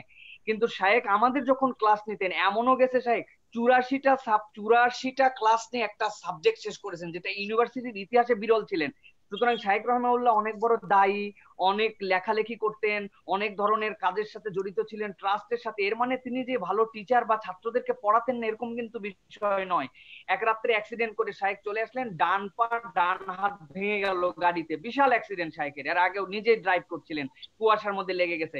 আমরা তো ছাত্র শাইখ, এটা বলতে আপনারা আশা করি খারাপ দৃষ্টিভঙ্গিতে দেখবেন না, কঠিন একটা সাবজেক্ট আমাদেরকে পড়াতেন, মুজাক্কারাতুন নাহু ওই সময় পড়াতেন, আর ইংরেজি আমাদেরকে শাইখ ওই সময় পড়াতেন, ইংরেজি গ্রামার আমাদেরকে পড়াতেন ফার্স্ট ইয়ারে, তখন আমরা ফার্স্ট সেমিস্টারে। আমরা মনে মনে বললাম যাক অবশেষে অল্প পড়ায় সাজেশন নিয়ে পাশ করে আমরা চলে যেতে পারবো, এত কঠিন আমাদের কাছে মুজাক্কারাতুন নাহু। জুলহালের একটা উদাহরণ দাও কোরআনের আয়াত দিয়ে, ফাইলের উদাহরণ দাও হাদিসের একটা ইবারত দিয়ে, কি কঠিন পড়ালেখা আমাদের জন্য তখন। আল্লাহর রহমতে শাইখ দেখলাম 4 তলায় আমাদের ক্লাস ছিল, নিচে একটা পারমিশন নিলেন ডিনের কাছ থেকে যে আমার পা ভেঙে যাওয়ার কারণে আমি উপরে উঠতে পারবো না, নিচে আমাকে একটা ক্লাসের অনুমতি, ক্লাসরুম দেওয়া হোক। একদিনের মধ্যে স্যারের অনুমোদন হয়ে গেল, সকাল 8টা 10-এ আসতেন শাইখ, দুপুর 1টা 55 পর্যন্ত ওই জায়গায় বসে থাকতেন। বাই শিফটিং এ আমরা একই ক্লাস 3 বার করতাম, অনেকে 2 বার করতো, আমাদের জীবন ত্রাহি ত্রাহি। এই ছিলেন আব্দুল্লাহ জাহাঙ্গীর রহিমুল্লাহ। কর্ম কাকে বলে এবং এই কর্মের অনুপ্রেরণা কাকে বলে, এইগুলোর সাথে শাইখ আমরা জড়িত ছিলাম। আমাদের ভাইদের মানসিক একটা জিনিস আপনাদের কাছে বলে রাখি, যারা শুনছেন অনেক ধৈর্য নিয়ে শুনছেন, আমরা অল্পতে হতাশ হয়ে যাই, শাইখের একটা টিপস আপনাদের কাছে বলে দেই। আমি ইউনিভার্সিটিতে ঢোকার আগ দিয়ে অনেক সাবজেক্টে চান্স পাইলাম, দেশের অনেক বিশ্ববিদ্যালয়ে চান্স পাইলাম, বিদেশেও চলে যাব এরকম মনের মধ্যে নানান খেয়াল। ইতিমধ্যে স্যার শুনতে পাইলেন যে সাইফুল্লাহ ধর্মতত্ত্বতে চান্স পেয়েছে এবং পুরা বিশ্ববিদ্যালয়ের ইতিহাসে প্রথম স্থান অধিকার করছে সর্বোচ্চ নাম্বার নিয়ে। আমি গেলাম যে স্যার কিভাবে আমি এখানে ঢুকবো, দেখেন উনি বলেই দিতে পারতেন হাদিসে ঢুকবো, কিন্তু শাইখ সবার আগে বলছেন বাবা তুমি যাও ইস্তেখারা করো। ইস্তেখারার সুন্নতটা শাইখের জীবনের ওতপ্রোত ছিল। শাইখ সর্বদা সব কাজে শাইখ রহমুল্লাহ ইস্তেখারা করতেন আর ওসিয়তনামা শাইখ লিখে রাখতেন। শাইখ যখন ইন্তেকাল করেন আমরা ওসামার কাছে গেলে জানতে পারবো আবার শাইখ ওসিয়তনামা একটা লিখে রেখে যেতেন। সুতরাং আমি আমার অনুভূতি বলে শেষ করতে পারবো না, অনেকেই যুক্ত হয়েছেন, আমরা সময় নিব। আমি এই সূত্রে একটু ওসামার কাছে জানতে চাই, শাইখ ওসামা আপনি যদি একটু বলতেন যে শাইখের যে ওসিয়তনামার বিষয়টা ছিল, যখনই বাইরে যেতেন একটা খাম রেখে যেতেন, এই বিষয়ে একটুখানি যদি দর্শকদেরকে কিছু বলতেন। জি, উনি জীবনের এমনি অনেক আগে থেকেই উনি সব কাজগুলো গুছিয়ে করতে পছন্দ করতেন, যে কারণে একদম সৌদি আরবে যখন পড়াশোনার জন্য ছিলেন সেই সময় থেকেই, যখন পরিবার সহ পড়াশোনার জন্য ছিলেন সেই সময় থেকেই বিভিন্ন সময় কোনো সফরে গেলে বা কোনো প্রয়োজনে মুসাফির হতে হলে কিছু বিষয় লিখিতভাবে লিখে রেখে যেতেন। এবং এই বিষয়টা লিখে গুছিয়ে রাখার বিষয়টা একদম শেষ পর্যন্তই সবসময় মেনটেন করা হয়েছে। শেখ হুসাম আমার একটা জিজ্ঞাসা আছে, আমি এবার একটু মহাদ্দেশ আমাদের সরি, প্ল্যানের ব্যাপারে একটা কথা বোধহয় আপনার কাছে শুনছিলাম একবার, যে স্যার বলতেন যে আমি এত বছর বাংলাদেশের মানুষের গড় আয় অনুযায়ী যদি এত বছর হায়াত পাই তাহলে আমার আর কত বছর বাকি আছে, কাজগুলোকে এভাবে, আমার কতগুলো কাজ বাকি আছে, জীবনের কয়টা প্ল্যান আছে, সেগুলোকে কিভাবে যেন গোছাতেন আপনি বোধহয় একবার বলেছিলেন আমাকে আপনাদের ট্রাস্ট অফিসে। জি, আসসালামু আলাইকুম। এই প্রশ্নটার উত্তর এভাবে আসতে পারে যে আপু সব সময় একটা অভ্যাস ছিল যে সব সময় একদম ছাত্র জীবন থেকে অভ্যাস ছিল যে কি করবেন এটার পুরো আগে থেকে প্ল্যান করার এবং সেই প্ল্যান অনুযায়ী সেটা লিখিত রাখার। ধরেন যে আগামী 2 সপ্তাহের ভিতরে এতগুলি প্রোগ্রাম আছে, এতগুলি ক্লাস আছে, এতগুলি খুতবা আছে, কোনটা কিভাবে হবে বা তিনি কোথায় কতটুকু সময় ব্যয় করবেন। মানে ইভেন ধরেন আমরা এই যে আমরা বেকার মানুষ, ছাত্র পড়াশোনা করি, আমরা এই রুটিন বা একটা নির্দিষ্ট টাইম টেবিল মেনটেন করি না, ঠিক করতে চাই না, আলসেমি লাগে। কিন্তু তিনি একদম জীবনের শেষ পর্যায়ে পর্যন্ত কতটুকু সময় তিনি সালাতের জন্য রাখবেন, কতটুকু সময় তিনি নিজের আজকারের জন্য রাখবেন, নিজের এক্সারসাইজের জন্য রাখবেন, নিজের বিশ্ববিদ্যালয়ে পড়ানোর জন্য সেই বিশ্ববিদ্যালয়ের পাঠ্যপুস্তক গুছানোর জন্য কিছু সময় তিনি রাখতেন এবং এটা শেষ পর্যন্তই রাখতেন। এগুলো সবই আমি দেখেছি। তো এই জন্য প্রতিটা জিনিসই তিনি গুছিয়ে রাখতেন যাতে প্রত্যেকটা জিনিস গোছালো ভাবে সঠিকভাবে হয় এবং পরবর্তী সময়ের প্ল্যান রাখতেন যে আগামী এই 1 বছরে আমার টার্গেট এটা করার, ইনশাআল্লাহ আল্লাহ তৌফিক দান করলে এটা করব, বা এই বিষয়গুলো আমি মাথায় রাখবো, এই বিষয়গুলোতে আগানোর চেষ্টা করব। একটা এক্সাম্পল দেওয়া যায় যে মাঝখানে টিভি প্রোগ্রামের জন্য লেখালেখিতে খুব কষ্ট হচ্ছিল, কারণ টিভি প্রোগ্রামের কারণে ঢাকায় এত বেশি আসা হচ্ছিল যে লেখার সময় কম পাওয়া যাচ্ছিল। এরপরে তিনি প্ল্যান করলেন যে আগামী এতদিন পর্যন্ত ইনশাআল্লাহ আমি টিভি প্রোগ্রাম কন্টিনিউয়াসলি অনেকগুলো করব, তারপরে আমি ইনশাআল্লাহ সপ্তাহে এভাবে ভাগ করে নিব যাতে আমি লেখালেখিতে বেশি সময় দিতে পারি। এবং এই সময়টাতে আমি এই বিষয়গুলো লেখার চিন্তা করতেছি, বা আমি চাই যে আল্লাহ তাআলার কাছে সাহায্য চাচ্ছি যেন আমি কি লিখতে পারি এটা যেন আল্লাহ তাআলা আমার জন্য সহজ করেন, এভাবে প্ল্যান করতেন। আলহামদুলিল্লাহ, আলহামদুলিল্লাহ।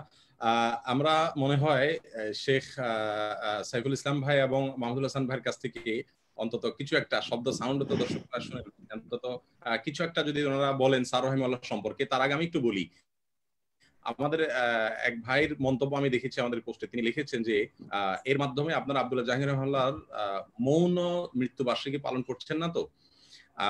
যেহেতু এই মন্তব্য এক ভাই করেছেন, অনেকে সে মন্তব্য দেখবেন, এই বিষয়ে আমাদের বক্তব্য যাওয়া দরকার। আমরা খুব পরিষ্কার ভাবে বলি, দেখুন আমরা কিন্তু যাকে নিয়ে আলোচনা করতে বসেছি তিনি যে মানহাজের শিক্ষা আমাদেরকে দীক্ষা দিয়ে গেছেন, সেই মানহাজটাকে যে আমরা আসলে গ্রহণ করি নাই, সেটা অনেকে অনেক মানে নানা কারণে, এক একজন এক কারণে গ্রহণ করতে পারেন নাই। তো তারই প্রমাণ হলো এই মন্তব্য। দেখুন আমি খুব সম্মান রেখে বলছি, যিনি মন্তব্য করেছেন বা যারা মন্তব্য করছেন, যে এটা মৃত্যুবার্ষিকী পালন। আপনারা জেনে থাকবেন স্যারের ওয়াফাতের পরে এটা আমরা স্যারকে নিয়ে এভাবে আলোচনা করার প্রথম সুযোগ তৈরি হলো। আজ এত বছর হলো, মৃত্যুবার্ষিকী পালন করলে তো প্রতি বছরই করা হতো। স্যার রহমাতুল্লাহর ওয়াফাতের পরপরই আমরা তার জীবনী এবং একটা স্মারক গ্রন্থ, একটা জীবনী গ্রন্থ, একটা স্মারক গ্রন্থ প্রকাশ নিয়ে ওসামার মনে থাকার কথা, আমরা বসেছিলাম ফাউন্ডেশন ট্রাস্টের অফিসে, এবং সেখানে আপনার স্যারের 2 জামাতা এবং ট্রাস্টি বোর্ডের মেম্বাররা সহ সবাই বসেছিলাম। তো স্যারের মৃত্যুর পরে কখনো তো তার মৃত্যু দিবসকে কেন্দ্র করে কোনো আনুষ্ঠানিকতা দূরের কথা আলোচনার কোনো অনুষ্ঠান আজও পর্যন্ত হয়নি। 6 বছর পরে বা 4 বছর পরে এখন কেন হতে যাবে? মূলত এখন লকডাউনের কারণে আমরা প্রত্যেকটা মানুষ ঘরে বন্দি, আমরা বাসায় অবস্থান করছি, এরকম একটা পজিশনে এসে আমরা আপনার যেহেতু সবাই বাসায় অবস্থান করছি, একটা অনলাইনে আমাদের যোগাযোগের সুযোগ তৈরি হয়েছে, সেজন্য কথা বলা। গতকালকে আমাদের প্রোগ্রাম ছিল, আমরা ইচ্ছাকৃত সেই প্রোগ্রামটাকে একদিন পিছিয়েছি, কেন? কেউ যাতে এটাকে জন্মবার্ষিকী মনে না করতে পারে, সেজন্য ওই তারিখটাতে আমরা করলামই না, অন্য তারিখে করলাম। তারপরেও যদি কোনো ভাই এটা নিয়ে প্রশ্ন করেন, তাহলে আমাকে জিজ্ঞাসা করেন আমার নিয়ত কি। আমার নিয়ত হলো জন্মবার্ষিকীর সাথে কিছুই না, মৃত্যুবার্ষিকীর সাথে কিছুই না, এটা অন্য কোনো সময় হতে পারতো। এখন কেন হলো? কারণ এখন লকডাউনে আছি, আমরা অবসর আছি, সেজন্য আমরা এই মৃত্যুবার্ষিকী পালন করার সপক্ষে নই। সেটা যেহেতু তার বিরোধিতা করছি, আমরা নিজেরাও সেটা করার কোনো প্রশ্নই আসে না। অতএব আমাদের পরে কেউ যদি বাজে মন্তব্য করেন এ ব্যাপারে, তাহলে তার দায় আপনাকে বহন করতে হবে। আফওয়ান, জি আমরা বোধহয় শেখ মাহমুদুল হাসান সাহেবের কাছে, এরপরে শেখ আপনি স্ক্রিন ফোকাস করে দিবেন। আমি শেখ মাহমুদুল হাসান সাহেবের কাছে জানতে চাই স্পেসিফিক আপনি তো অনেক দিন তার সাথে মিশে এসেছেন শেখ মাহমুদুল হাসান সাহেব, আপনি তার সাথে অনেকগুলো টিভির উপস্থাপনা করেছেন, ইসলামিক টিভিতে আপনি ওতপ্রোতভাবে শাইখের সাথে জড়িত ছিলেন। আপনিও আলহামদুলিল্লাহ এমন ভাবে শাইখের সাথে উপস্থাপন করতেন, আপনার উপস্থাপন আমাদের কাছে আইডল ছিল, যে এত সুন্দর করে যে শাইখকে হাইলাইট করে উপস্থাপন করা যায়। আমি শেখ মাহমুদুল হাসান সাহেব আপনার কাছে বলবো, আমাদের অনেক ভাই বলেন যে স্যারের অন্তরে হচ্ছে এক ছুরি ছিল আর মুখে ছিল মিশ্রি। মূলত তিনি ভিন্ন একটা বাংলাদেশে প্রতিষ্ঠিত করতে চেয়েছেন। তিনি সৌদি আরবের কোন ইজম আমাদের দেশে প্রতিষ্ঠিত করতেছেন, এই জন্য তার মুখে হাসি কিন্তু অন্তরের মধ্যে বিষ ছিল। আপনি আপনার মেশাতে শেখ মাহমুদুল হাসান এই কথাটাকে কিভাবে খণ্ডন করেন অথবা এই কথাটা কিভাবে মূল্যায়ন করেন? জি, জাযাকুমুল্লাহ খায়ের। আলহামদুলিল্লাহ রাব্বিল আলামিন ওয়াসসালাতু ওয়াসসালামু আলা রাসূলিল আমিন ওয়া আলা আলিহি ওয়া সাহবিহি আজমাইন। আমি আসলে আন্তরিক দুঃখ প্রকাশ করছি যে আপনাদের সঙ্গে হয়তো শুরু থেকে আমি ছিলাম না, আহ, আহ, শেষের দিকে এসে জয়েন করেছি। তবে আমার কাছে খুবই ভালো লাগছে আমরা আজকে আমাদের এই লাইভ অনুষ্ঠানে আমাদের প্রিয় মানুষগুলোকে এখানে পেয়েছি। বিশেষ করে আমাদের প্রিয় ওসামা খন্দকার রয়েছেন, শেখ আহমদুল্লাহ এবং আব্দুল হাই সাইফুল্লাহ, এবং আমাদের প্রিয় সাইফুল ভাই সহ যারা রয়েছেন সবাইকে আন্তরিক মোবারকবাদ জানাই, শুকরিয়া জানাই, জাযাকুমুল্লাহ খায়ের। আপনারা চমৎকার কথা বলেছেন। তো আমাদের আব্দুল হাই সাইফুল্লাহ ভাই যে বিষয়টি আমাকে দিয়েছেন, খুব একটা কঠিন জিম্মাদারির প্রশ্ন। আসলে এটার উত্তর আমার পক্ষে দেওয়া কতটুকু সম্ভব হবে আমি জানি না। তবে আমি যেটা আসলে বলতে চাই শেখ সম্পর্কে বলার মতো আসলে আবেগ আমার এখন আসছে না কেন জানো, অনেক হৃদয়টা ভারাক্রান্ত, অনেক কষ্ট লাগছে আসলে। স্যারকে যখনই মনে করি তখনই আমি মানে আমার হৃদয়ের জগতে মনোজগতে একটা বিরাট ধরনের শূন্যতা আমি ফিল করি আসলে। এটি এই জন্য কথা বলা খুব কঠিন হয়ে যাচ্ছে। তো যেমনটা আপনি বলেছেন যে আসলে স্যার সম্পর্কে আমাদের সর্বপ্রথম দেখবার সুযোগ হয়, স্যারের সম্পর্কে জানার সুযোগ হয় ইসলামিক টেলিভিশনের প্রথম। ইসলামিক টেলিভিশনে যখন আমাদের কিছু শেখরা প্রশ্ন উত্তর দিতেন জেনারেল অনুষ্ঠানে, তখন আমাদের মরহুম চেয়ারম্যান স্যার উনি খুঁজতে লাগলেন বাংলাদেশ থেকে আরো কিছু রিসোর্স, আরো কিছু শায়েখদেরকে এই প্রোগ্রামে আনা যায় কিনা। কিভাবে কিভাবে যেন একটা সন্ধান হয়ে গেল, স্যারই আসলেন আমাদের প্রোগ্রামে। তখন উনি যখন লাইভ অনুষ্ঠান শুরু করলেন, অ্যান্সার গুলো যখন দিলেন, তখন আমরা লক্ষ্য করছিলাম খুব বিস্ময়ের সঙ্গে যে আরো যে শায়েখরা দিচ্ছিলেন আর স্যার যখন দিচ্ছিলেন তখন একটা ফার ডিফারেন্স হচ্ছে কথার মধ্যে, মানে উপস্থাপন ভঙ্গির মধ্যে ডিফারেন্স হচ্ছে। যেমন আমি নিজেই সাক্ষী আছি, অনেক লাইভ অনুষ্ঠান এরকম হয়েছে, অনেক দর্শকরা তো আসলে স্বাভাবিকভাবে প্রশ্ন করে থাকেন, তারা বলতেন যে স্যার এই বিষয়টা কি জায়েজ আছে, এই বিষয়টা কি ইসলামে এরকম কি জায়েজ নাকি হালাল না, এরকম বলতেন। স্যারের একটা কি চমৎকার একটা দৃষ্টিভঙ্গি আমি আমার জীবনে লালন করি সবসময়, অনেক জায়গায় বলে থাকি আমি। স্যার বলতেন যে ভাই কোনো জিনিস আমরা জানার ক্ষেত্রে এটা কি জায়েজ নাকি না জায়েজ এটা আমরা জানতে চাইবো না ভাই, আমরা জানতে চাইবো যে এই কাজটা সুন্নত সম্মত কিনা। তাহলে আমাদের জন্য সবচেয়ে বেটার হয় যে আমরা আল্লাহ রসুলের সুন্নতটা আমরা জেনে গেলাম, ওইটি আমরা আমল করলাম।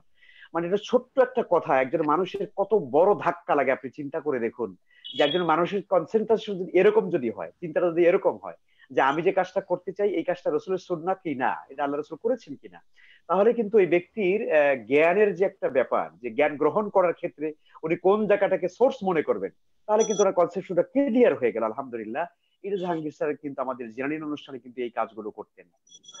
এরপরে আমরা দেখতাম অনেক লোকেরা কিন্তু এরকম আপনি যেমনটা প্রশ্ন করেছেন এরকম প্রশ্ন অনেক লোকেরা কিন্তু লাইভ অনুষ্ঠানে করতো স্যারকে, স্যার আপনি তো এরকম আপনি এরকম ইত্যাদি ইত্যাদি বলার চেষ্টা করতো। স্যারকে দেখতাম খুব উদারভাবে হাসি মুখে তিনি কিন্তু সেই কথাগুলোর জবাব দিতেন, অত্যন্ত চমৎকার জবাব দিতেন, এমন সুন্দর জবাব দিতেন যে যারা প্রশ্ন করতেন তারা কিন্তু খুশি হয়ে যেতেন যে হ্যাঁ সত্যিকারই আসলে উনি ওনার হৃদয় থেকে এই কথাগুলো বলেছেন। এই জন্য আমরা আসলে যেই অভিযোগটা ওনাকে দেয়া হয়েছে বা দেয়া হয়, কিছু লোকেরা বলে থাকেন যে উনি আসলে এক বাংলাদেশে একটা ইজম কায়েম করতে চেয়েছেন, আপনি যেমনটা বলেছেন যে অন্তরে বিষ তার মুখে তার অন্তরে ছুরি তার মুখে তার মিষ্টি ছিল না, আসলে কথাগুলো ঠিক নয়। আমরা তার ভেতর বাহিরকে আলহামদুলিল্লাহ দেখার চেষ্টা করেছি, দীর্ঘ জীবন আমাদের কাজ হয়েছে, আমাদের সাইফুল ভাই আমরা আসলে কাজ করেছি, শেখের ভেতর বাহির আমরা পুরোটা বুঝতে পারতাম। একটা মানুষের মেকি চরিত্র থাকলে, একটা মানুষের বাহিরে একটা ভেতর একটা থাকলে এটা বেশি দিন কিন্তু গোপন রাখা যায় না, বেশি দিন কিন্তু গোপন থাকে না, এটা কিন্তু প্রকাশিত হয়ে যায়। তো আলহামদুলিল্লাহ আমরা শেখকে দেখেছি তিনি তার ভেতর এবং বাহির কিন্তু আমাদের সাথে সম্পূর্ণ মিশিয়ে দিয়েছেন আলহামদুলিল্লাহ। যেন আমরা বুঝতেই পেরেছি তিনি উম্মতের একজন দরদি মানুষ ছিলেন। আসলে তিনি প্রকৃতপক্ষে চাইতেন যে এই উম্মত যেন সকলে যেন এক হয়ে যায়, সকলে যেন ঐক্যের একটা প্ল্যাটফর্মে আসে। আর আমাদের আমলের যে ভিন্নতা আছে এটা তো থাকবে, এটা তিনি বুঝাতেন যে ভাই সাহাবায়ে কেরামের মধ্যেও কিছু বিষয়ে কিন্তু ভিন্ন মত ছিল, তারপরে পরবর্তী সালাফে সালেহিনদের মধ্যে ভিন্ন মত ছিল, কিন্তু তাদের ভিতরে কি হয় নাই, আপনার ঝগড়া হয় নাই, বিবাদ হয় নাই, কিন্তু আজকে আমরা কেন এগুলো করি। এভাবে দরদ নিয়ে কিন্তু তিনি এই কথাগুলো বলার চেষ্টা করতেন। এতে করে আমরা দেখেছি যে আসলে আমাদের দেশের মানুষের মধ্যে মধ্যে কিন্তু ওনার যে গ্রহণযোগ্যতা, ওনার কথাগুলোর যে গ্রহণযোগ্যতা, সেটা কিন্তু সবার থেকে কিন্তু অনেক বেশি ছিল। তো আলহামদুলিল্লাহ, এই জন্য আমরা মনে করি স্যার রহমতুল্লাহ আলাই আলহামদুলিল্লাহ। এই যে মানহাজটা, মাহমুদুল এটাকে হাসান, আমরা আমি যদি আপনার কাছে আবার আসবো। ইনশাল্লাহ ইনশাল্লাহ ইনশাল্লাহ, জাযাকাল্লাহ খায়ের। জি শেখ মাহমুদুল হাসান, আমি আপনার কাছে আবার আসবো।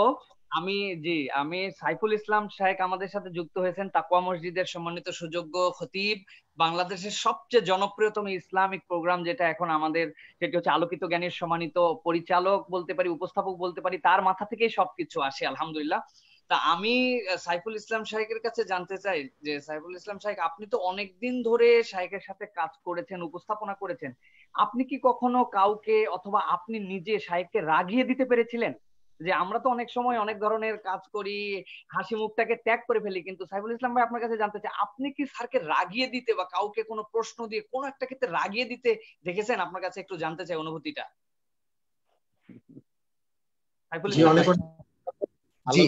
আলোচনার সময় আগিয়ে দেয় উপস্থাপকরা, আমরা জানি। সুন্দর প্রশ্ন করেছেন। জি জি জি জি, অনেক অনেক ধন্যবাদ ভাই। আসলে আমি তন্ময় হয়ে আপনাদের কথাগুলো শুনছিলাম এবং অনেকদিন পর শায়েখ ওসামাকে দেখলাম, খুব ভালো লাগলো। এবং তার প্রতি আল্লাহর কাছে দোয়া করি আল্লাহ রাব্বুল আলামিন তাকে কল্যাণ দিয়ে ধন্য করুন, আমিন। আমার প্রিয় ভাইরা এখানে উপস্থিত আছেন। তো আব্দুল ভাই, সাইফুল্লাহ ভাই যে প্রশ্নটি করেছেন, আমি সাইফুল্লাহ ভাইকে একটা প্রশ্ন করব। সেটা হলো যে পানি দিয়ে কি কখনো আগুন জ্বালিয়ে দেওয়া যায়? পানি দিয়ে কি কখনো আগুন জ্বালানো যায়? আগুন যদি জ্বলে উঠে পানি দিয়ে সেটা, জি, তো আমরা বলতে পারি শায়েখ রাহিমাহুল্লাহ তিনি আসলে পানির মতন ছিলেন। তিনি রাগানো তো আর কি, রেগে যাওয়া তো দূরের কথা, বরং অন্যের রাগকে প্রশমন করার যে অসাধারণ ক্ষমতা তার ভিতরে ছিল। তিনি হাসতে হাসতে যে সুন্দরভাবে কথাগুলো বলতেন, যে কারণে আমরা দেখেছি যে অনেক মানুষ যারা ছিলেন যে হয়তো তিনি এটা গ্রহণ করতে পারছিলেন না বা চাচ্ছিলেন না, কিন্তু শায়েখের কথা শুনে খুব সহজে সেটাকে তিনি গ্রহণ করতেন। অনেকগুলো কথা আসছে আপনাদের মাধ্যমে, আমি শুধু কয়েকটি কথা একটু আপনাদের সাথে শেয়ার করতে চাই, অ্যাড করতে চাই। যে শায়েখ আহমদুল্লাহ ভাই বলেছেন যে পিস টিভিতে কিছু ঘটনার কথা তিনি উল্লেখ করেছেন, যে কত উদার মনের অধিকারী তিনি ছিলেন। আমি একটি কথা না বললেই নয়, যেটা আমি আর কি বলতে গেলেও আমার আর কি শরীরের পশম দাঁড়িয়ে যায়। যেই সফরটা ছিল শায়েখের সাথে আমার সর্বশেষ আর কি মিডিয়ার সফর, আমি বলবো যে আমরা যখন চ্যানেল 9-এ ইসলামিক প্রোগ্রাম করলাম আর কি, রমজানে দিনের বেলা হতো আলোকিত জ্ঞানী, রাতের বেলা আমরা একটা লাইভ করেছিলাম। এবং লাইভের স্টাইলটা এমন ছিল যে শেষের আর কি মাঝখানের 10 দিন আমি শায়েখকে বলেছিলাম যে শায়েখ আপনি আসতে পারবেন কিনা, তো তিনি এসেছিলেন। এবং রমজানের প্রতিদিন রাত 9টা থেকে 10টা পর্যন্ত তিনি 10টা থেকে 11:30 পর্যন্ত তিনি লাইভে অংশগ্রহণ করতেন। আমরা প্রতিদিন একসাথে আবার বাড়িতে যেতাম। উনি আগে আমাকে নামিয়ে দিতেন, তারপরে উনি যেতেন। আমি বারবার বলতাম যে দয়া করে আপনি আগে নামুন, তারপরে আমি যাই। তো উনি কোনোদিন এই কথা শুনেননি, আমাকে নামিয়ে দিয়ে তারপরে তিনি তার বাড়িতে যেতেন। যাই হোক, যেটা বলতে চাচ্ছিলাম সেটা হলো যে তিনি যে কোনো মানুষের কথা, বা ছোট হোক বড় হোক যেই হোক, যে কোনো ব্যক্তির কথা অত্যন্ত আর কি মনোযোগ দিয়ে এবং খুব হৃদয় দিয়ে কথাগুলো শুনতেন, আগ্রহ নিয়ে কথাগুলো শুনতেন এবং বিশ্লেষণ করতেন। যেমন আমি যখন সর্বশেষ আসছিলাম, একসাথে আমরা গাড়িতে লাইভ শেষ করে আসার সময় সেই গাড়িতে আসাদ ভাইও ছিলেন, শায়েখের সাথে সবসময় থাকতেন। তো প্রসঙ্গত কথা উঠেছিল যে তিনি ইউটিউবের জন্য বেশ কিছু প্রোগ্রাম করবেন, অলরেডি ওনার একটা স্টুডিও হয়ে গেছে তখন কুষ্টিয়াতে। তো প্রসঙ্গত তিনি বলছিলেন যে আমি শায়েখ একটা কাজ করতে যাচ্ছি, তিনি আমাদেরকে শায়েখ শায়েখ বলতেন আর কি। তো তিনি বললেন যে শায়েখ আমি একটা কাজ করতে যাচ্ছি, বেশ কিছু প্রোগ্রাম তৈরি করব এবং প্রত্যেকটা প্রোগ্রাম আমার ডিউরেশন থাকবে 30 থেকে 40 মিনিট করে। আমি বললাম যে শায়েখ সর্বনাশ হয়ে যাবে, এটা ভুলেও আপনি করবেন না। উনি বললেন কেন? আমি বললাম যে আসলে ইউটিউব বা ফেসবুকে আমরা একেবারে কাছাকাছি থেকে দেখি, তো তখন স্মার্ট টিভি আসলে সেইভাবে আসেনি, আমরা কাছাকাছি থেকে দেখি, তো এতক্ষণ মানুষ তাকিয়ে থাকতে পারবে না। আপনি বড় জোর 5 মিনিট, বড় জোর আপনি 10 মিনিট করে করেন। সাথে সাথে তিনি বললেন শায়েখ জাযাকাল্লাহ, অসাধারণ একটি কথা বলেছেন। তিনি বললেন যে এই আসাদ, এটা লিখে রাখো, দেখো ওনারা যেই কথাগুলো বলছেন এটা অভিজ্ঞতার আলোকে বলছেন, সুতরাং এই কথাগুলো লিখে রাখো, আমরা সেইভাবেই করব। আমি খুব অভিভূত হয়েছিলাম যে দেখুন, আমরা অনেক সময় দেখি যে বড়দের সামনে কথা বলতে গেলে বা একটা কথা বললে অনেক সময় নানাভাবে তুচ্ছ তাচ্ছিল্য করা হয় বা সেই কথাগুলোকে থামিয়ে দেওয়ার চেষ্টা করা হয়, কিন্তু আমরা কোনোদিন দেখিনি তিনি সব সময় আমাদেরকে উদ্বুদ্ধ করতেন। আমার মতন একজন ছোট মানুষ, আমি কখনো কখনো শায়েখের গাড়িতে যখন একসাথে বের হতাম, আমার বাসা যেহেতু তালতলা, আগারগা তালতলা ছিল, তিনি আমার জন্য নিচে গাড়িতে বসে ওয়েট করতেন যে আমি কখন আসবো। কখনো কখনো 5 মিনিট 10 মিনিট আমার দেরি হতো। তো তারপরে আমি আসলে একসাথে আমরা দুজন রওনা দিতাম। এই রওনা দেওয়ার মাঝে অনেক ধরনের পারিবারিক কথা হতো। তা আমরা যেটা দেখেছি যে একজন আব্দুল্লাহ জাহাঙ্গীর শুধু দায়ী হিসাবে আমরা তাকে যেভাবে দেখছি, ব্যাপারটা এমন না। আকাশের মতন উদার একজন মানুষ তিনি ছিলেন, সর্বক্ষেত্রে তিনি উদার ছিলেন এবং সবাইকে নিয়ে ভালোবেসে তিনি এগিয়ে যাওয়ার চেষ্টা করেছেন। তো মানহাজের কথা যেটা এসছে সেটা একটু বলবো যে আসলে আমরা মনে হয় আব্দুল্লাহ জাহাঙ্গীর রাহিমাহুল্লাহকে আমাদের ভালোবাসার প্রমাণ আমরা সেভাবে দিতে পারি যদি আমরা সেই মানহাজের উপর চলতে পারি। আল্লাহ যেন আমাদেরকে সেই তৌফিক দান করেন, আমিন। আর আমাকে আপনারা সুযোগ করে দিয়েছেন কিছু কথা বলার জন্য, এই জন্য আপনাদেরকে ধন্যবাদ জানাচ্ছি। জাযাকুমুল্লাহ খায়র। আলহামদুলিল্লাহ সাইফুল ভাই, আপনি আমাদের সাথে যুক্ত হয়েছেন, আমরা খুবই খুশি হয়েছি। আমি আমাদের লাইভ শেষ করে দিব, আমরা হয়তো বেশিক্ষণ কন্টিনিউ করব না। এবার গুরুত্বপূর্ণ 2-3টি বিষয় দর্শকদের যেগুলো জানা গুরুত্বপূর্ণ আমরা মনে করি, এরকম কিছু কথা। তার মধ্যে শাইখ ওসামার কাছে, আস সুন্নাহ ট্রাস্টের সম্মানিত চেয়ারম্যান, আপনার কাছে বলবো, আপনি যদি আমাদেরকে একটু বলতেন যে আমরা অনেক সময় একটা কথা বাজারে খুব শুনি যে যদি শায়েখ যদি ফুরফুরার সাথে জড়িত ছিলেন, তিনি ফুরফুরার জামাই ইচ্ছা করলে তিনি পীর মুরিদি করে কোটি কোটি টাকা কামাই করে ফেলতে পারতেন। এই কথাগুলো শুনতে কিন্তু অত ভালো লাগে না। আপনার কাছে একটু শুনতে চাই, আপনার নানাজান ফুরফুরার শায়েখ আবুল আনসার মোহাম্মদ আব্দুল কাহার সিদ্দিকী রহিমাহুল্লাহ, তিনি আপনার আব্বাজিকে এই দাওয়াতের ক্ষেত্রে কিভাবে মোটিভ করেছিলেন? আমাদের অনেকের ধারণা যে শায়েখ আব্দুল্লাহ জাহাঙ্গীর মনে হয় ফুরফুরার হুজুরকে চেঞ্জ করে একটা দরবারকে ঠিকঠাক করার ক্ষেত্রে আছে কিছু বিষয় যেগুলো ইলমি বিষয় ছিল, কিন্তু শায়েখ আব্দুল্লাহ জাহাঙ্গীরকে আব্দুল্লাহ জাহাঙ্গীর হওয়ার পেছনে ফুরফুরার পীর এবং আপনার নানাজির বিষয় যদি কিছু আমাদেরকে জানাতেন মেহেরবানি করে। জি, আসসালামু আলাইকুম। জি, আমার নানাজান রাহিমাহুল্লাহ তিনি যতদিন দুনিয়াতে ছিলেন, আমার আব্বু তিনি রাহিমাহুল্লাহ তিনি সকল কাজই ওনার সাথে পরামর্শ করে করতেন। মোটামুটি ব্যক্তিগত থেকে শুরু করে দাওয়াতি কাজ সহ যত কাজ আছে সব কাজই তিনি পরামর্শ করে করতেন। এবং বিশেষ করে নানাজান রাহিমাহুল্লাহ তিনি অনেক পরামর্শ দিতেন, নিজে থেকে বলতেন যে বাবা তুমি এই কাজটা করো, এই কাজটা করো, তখন তিনি সে কাজে এগিয়ে যেতেন। যেরকম যে বইগুলো লেখা হয়েছে ইহয়া উস-সুনান সহ এর অন্যান্য অনেক বই, যে কিতাব যেগুলো লেখা হয়েছে, বইগুলো লেখা হয়েছে, এই বইগুলো লেখা থেকে শুরু করে কিভাবে মানে প্রতিটি বিষয়ই কিন্তু নানাজান রাহিমাহুল্লাহর সাথে আলোচনা করে করা হয়েছে, বা তিনার পরামর্শ ক্রমে বা তিনার উপদেশের কারণে করা হয়েছে যে বাবা তুমি এরকম একটা বিষয় লেখো। এই বিষয়গুলো কিন্তু প্রতিটা বইয়ের মুকদ্দিমাতেই আছে, মানে ভূমিকাতেই রয়েছে। এছাড়া 1998 সালে বাংলাদেশে যখন আপু পিএইচডি শেষ করে আমাদেরকে নিয়ে চলে আসেন, তারপরে যে মানে দাওয়াতের মাঠে মানে ময়দানে দাওয়াতের যে কাজ আছে, অর্থাৎ যে আমাদের ওয়াজ মাহফিল সহ যে বিভিন্ন দাওয়াতি কার্যক্রম আছে, এগুলাতে সবসময় প্রথম থেকে কিন্তু নানাজান রাহিমাহুল্লাহ আপুকে নিয়ে যেতেন এবং মানে নানাজানের সাথে আপু বিভিন্ন দাওয়াতের কাজ করতেন, বা এভাবেই কার্যক্রমটা আস্তে আস্তে ধীরে সুস্থে এগিয়েছে। তো এখন মানে হয়তো অনেক ভাই অনেক কিছু না বুঝে হয়তো বলতে পারেন, কারণ একটা মানুষের ব্যক্তিগত বিষয় তো সবাই জানবে না। তো মূলত বিষয়টা যে নানাজান রাহিমাহুল্লাহ ছিলেন আব্বুর একজন মানে একান্ত ব্যক্তিগত উস্তাদ এবং মানে তার নির্দেশনা দেওয়ার একজন মানুষ, এবং নানাজান রাহিমাহুল্লাহ জীবনের শেষ পর্যন্ত দাওয়াতি কাজ এবং ব্যক্তিগত কাজের সবগুলোই তিনি পরামর্শ করে করতেন। জি শাইখ ওসামা, আপনার কথা সবচেয়ে বেশি আমাদের কাছে দর্শক শুনতে চায়। তারা নানান কিছু আমাদের কাছে জিজ্ঞাসা করছে, তারা আপনাকে একটা অনুভূতি শেয়ার করতে যে আপনার আব্বুর সাথে দেশে বিদেশে অথবা চলাফেরায় একটা অনুভূতি যেটা আপনি এর আগে বলেন নাই বা আপনার বলা হলেও আমরা জানি না, এরকম কোন একটা ফিলিং শেয়ার আপনি যদি করতেন যেটা আপনাকে আনন্দ দিয়েছে, অথবা একটা ভিন্ন মাত্রা যেটার মধ্যে আপনি ইচ্ছা আপনার এটা আপনার মতো করে আপনি বলতে পারেন আমাদের কাছে দর্শকদের জন্য। না আসলে মূলত যে ওই যে মানে আমার প্রথম কথা হচ্ছে আমার কথা বলার অভ্যাস কম, যে কারণে আমি আপাতত কিছু মনে পড়তেছে না বলার মতন। তো এটা আমার ব্যক্তিগত সমস্যা। তো মূল কথা আমি সার্বিকভাবে যেটা বলতে পারবো যে যেটা সবার উপকারে দিবে, যে আব্বু সবসময় চেষ্টা করতেন যাতে আমরা ভালো মানুষ হই বা ভালোভাবে বেড়ে উঠি, আমাদের তারবিয়াতের ব্যাপারে গুরুত্ব দিতেন এবং সেই অনুযায়ী আর কি আমাদেরকে বিভিন্ন বই পড়তে উৎসাহিত করতেন। তারপরে অলস বিনোদনকে পছন্দ করতেন না। বিনোদনের তো বিভিন্ন মাধ্যম আছে, শরীর চর্চাকে পছন্দ করতেন এবং আমাদেরকে বিভিন্ন জায়গায় বেড়াতে নিয়ে যেতেন। তো এই যে এই ব্যক্তিগত জীবনের যে মানে সুন্দর বিষয়গুলো, এগুলো তো অবশ্যই অনেক আনন্দের বিষয় এবং এগুলো অবশ্যই সুন্দর মানে সুন্দর স্মৃতির অন্তর্ভুক্ত রয়েছে।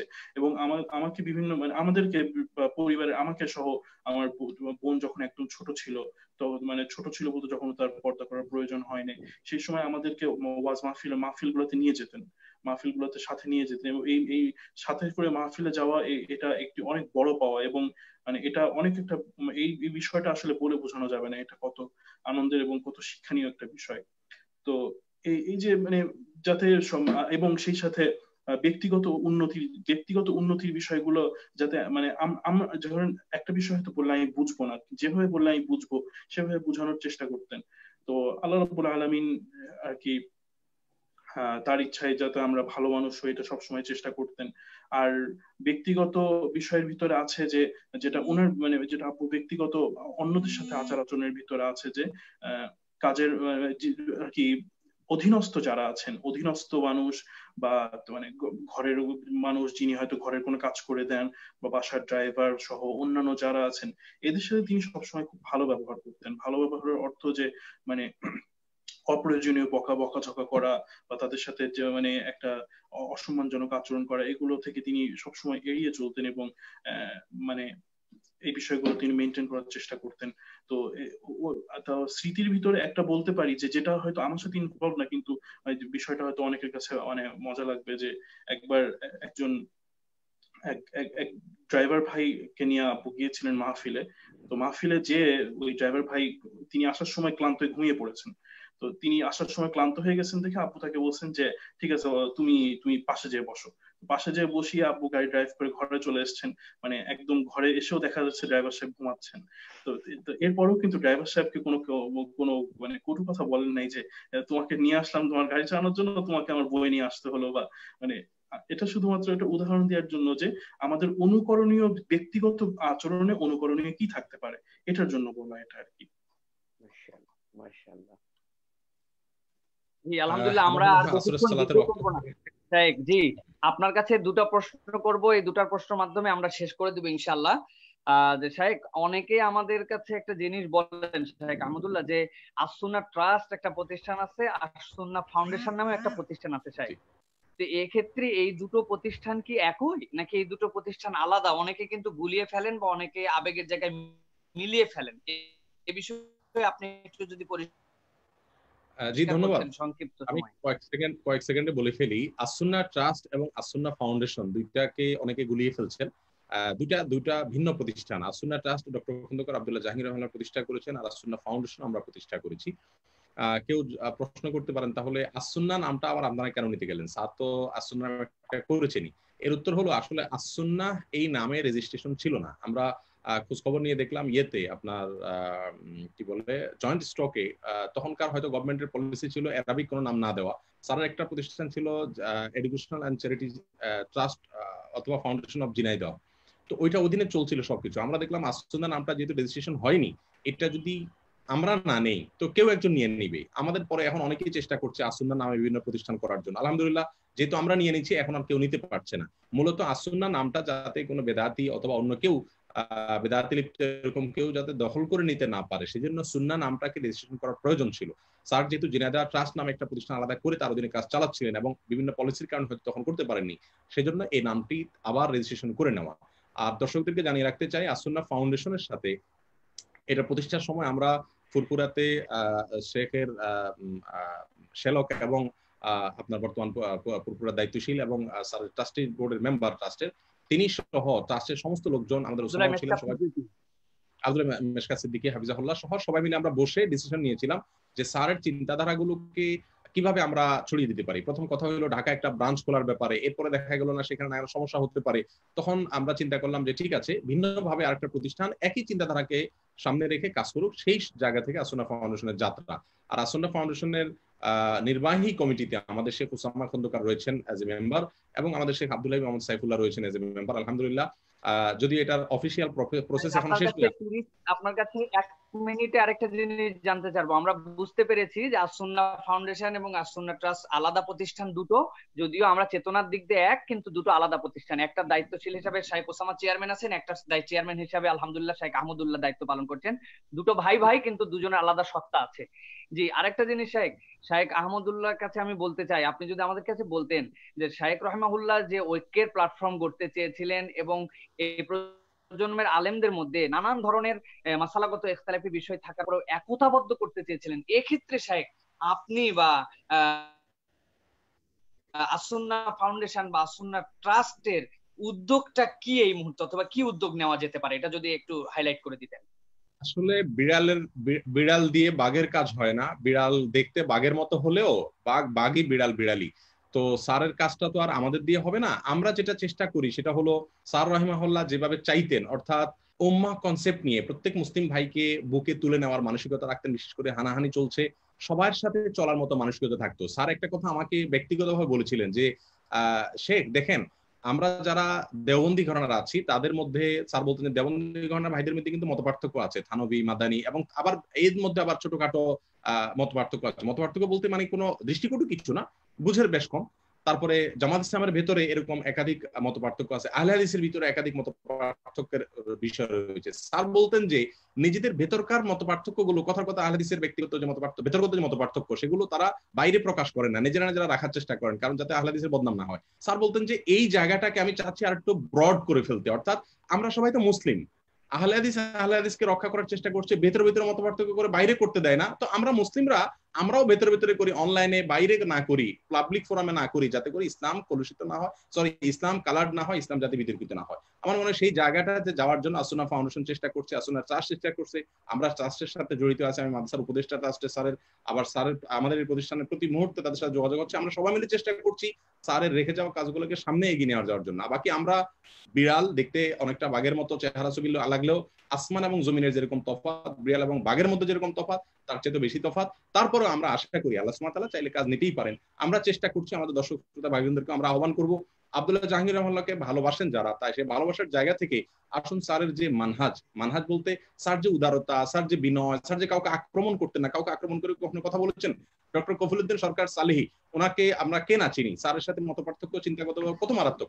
আজকে আমরা দেখলাম একটা পেজে স্যার একটা চিঠি লিখেছেন তার কাছে, সেখানে স্যার কত সুন্দর করে লিখেছেন যে আপনি নাকি আমার কি কিছু পরামর্শ দিতে চেয়েছেন, এটা আমার জন্য গর্বের বিষয়, আমার বইগুলো পাঠিয়ে দিচ্ছি, যদি একটু পরামর্শ দিতেন আমি সামনেটাও পাঠিয়ে দিব। মানে বিনয় কাকে বলে এবং কিভাবে একজন ভিন্ন মতের মানুষের সাথে কথা বলতে হয়, আমরা যদি সেটাকে প্র্যাকটিস করি অনলাইনে অফলাইনে সবাই, আমার মনে হয় আমরা ইনশাআল্লাহ আল্লাহর কাছে আজর পাবো এবং আমাদের সহমর্মিতা বাড়বে, ঐক্যের প্ল্যাটফর্ম তৈরি হবে ইনশাআল্লাহ। সেই জায়গায় আমরা যাওয়ার চেষ্টা করছি।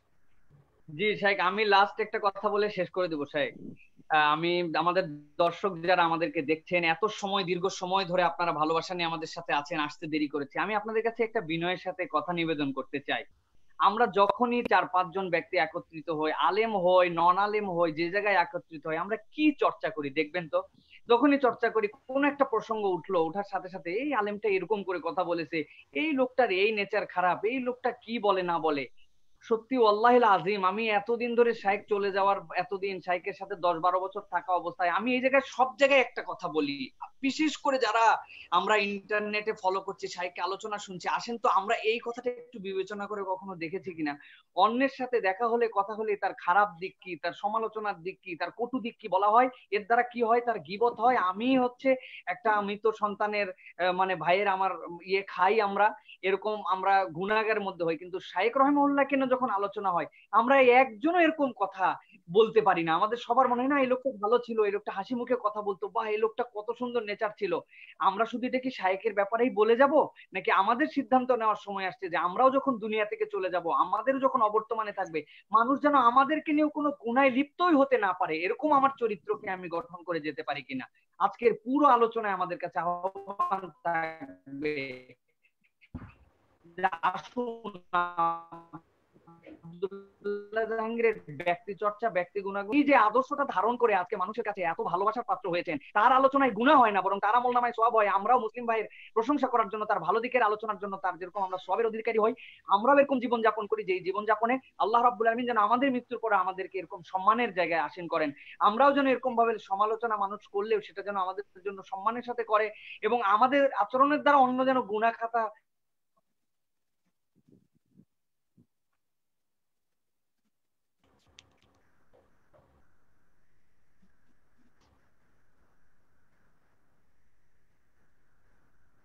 শেখ আব্দুল্লাহ সাইফুল্লাহ বোধহয় নেটের সমস্যা কিনা, সম্ভবত অসুস্থ ভাই বোনেরা অনেকে আসর করি সালাত পড়েননি। যে আহিব্বা ও সুন্নাহ, ইহয়া ও সুনানে উনি একটা কথা বলেছেন, অমুক বিষয়ে সুন্নাত নেই আপনি বলেন, অমুক বিষয়ে সুন্নত আছে আপনি বলেন, এরকম নানান কথা যদি আপনি আমাকে জানিয়ে দেন, এই সমালোচনা আমি নেওয়ার জন্য রেডি আছি। এটা ছিল আব্দুল্লাহ জাহাঙ্গীর রহমাতুল্লাহ চরিত্র, যে সমালোচনা তিনি পছন্দ করতেন, এটার কটু কথা বলতেন না। আসরের সালাতের ওয়াক্ত হয়ে গেছে, আমরা সালাতের জন্য এক্ষুনি আমাদের লাইভকে শেষ করে দিব। আমাদের সাথে যুক্ত হয়েছিলেন সাইফুল ইসলাম সাহেব, তাকে ধন্যবাদ। মাহমুদুল হাসান সাহেব ধন্যবাদ। শাইখ আহমদুল্লাহ, যার অনুপ্রেরণা, যার ভালোবাসায় আমরা আব্দুল্লাহ জাহাঙ্গীরের ছায়া যার মধ্যে আমরা দেখতে পাই, আল্লাহ তাকে হেফাজত করুক। সর্বশেষ ওসামার কথা এবং ওসামার সালামের মাধ্যমে আমরা আমাদের প্রোগ্রাম থেকে চলে যাব। আমি এখন বিদায় নিয়ে নিলাম। প্রিয় দর্শকরা যারা আমাদের সাথে সংযুক্ত হয়েছেন, আপনাদেরকে মোবারকবাদ জানাচ্ছি। এই ভিডিওটি অনুরোধ করবো যারাই দেখছিলেন, ইন্ড হওয়ার পরে আপনারা আপনাদের কাছ থেকে শেয়ার দিয়ে রাখবেন, যাতে এই আলোচনাগুলো দ্বারা অন্য ভাইরা উপকৃত হন। শাইখ ওসামা, আপনার কথার মাধ্যমে আমরা আজকে আমাদের এই লাইভটিকে শেষ করতে চাই। জি, আমরা আরেকদিন লাইভ চেষ্টা করতে পারি কিনা, জি স্যার, জি স্যার, অন্য কোনো সময় আমরা আরেকটা দিন এভাবে একটু লম্বা সময় নিয়ে, সেটা তারাবির পরে হতে পারে, আমরা আসতে পারি কিনা, যদি সম্ভব হয় দর্শকদেরকে আমরা আশা দিয়ে রাখতে পারি কিনা। ইনশাআল্লাহ, বিসমিল্লাহ, ইনশাআল্লাহ, অবশ্যই ইনশাআল্লাহ। আর একটা কথা দর্শকেরা, ইনশাল্লাহ তাহলে আজকে আমরা যাচ্ছি, শাইখ ওসামার সহ আমরা আরেকদিন আসার চেষ্টা করব। আর আপনারা মন্তব্যের ঘরে অনেক মন্তব্য আপনাদের পড়া হয় না, এই নিয়ে আপনি ফেড আপ হবেন না, আপনারা মন্তব্য দিতে থাকেন। শাইখ রহমাউল্লাহর যে আমাদের একটা স্মারক গ্রন্থ প্রকাশ করার ইচ্ছা আছে, আপনাদের নাম মেনশন করে আপনাদের কথাগুলোকে আমরা নোট করে ইনশাল্লাহ সবচেয়ে ইন্টারেস্টিং কথা আমরা সেটা জানার চেষ্টা করব। আপনাদের মন্তব্য থাকবে। আমাদের মাহমুদুল হাসান সাহেব সাথে আছেন এখন পর্যন্ত, তাকে ধন্যবাদ। সকলকে ধন্যবাদ। আসরের নামাজের ওয়াক্ত হয়ে গেছে, আমরা আজকের মতো এখানে বিদায় নিচ্ছি। সুবহানাকাল্লাহুম্মা বিহামদিকা আশহাদু আল্লা ইলাহা ইল্লা আনতা আস্তাগফিরুকা ওয়া আতুবু ইলাইক। আসসালামু আলাইকুম ওয়া রাহমাতুল্লাহি ওয়া বারাকাতুহু। ওয়া আলাইকুম আসসালাম ওয়া রাহমাতুল্লাহি ওয়া বারাকাতুহু।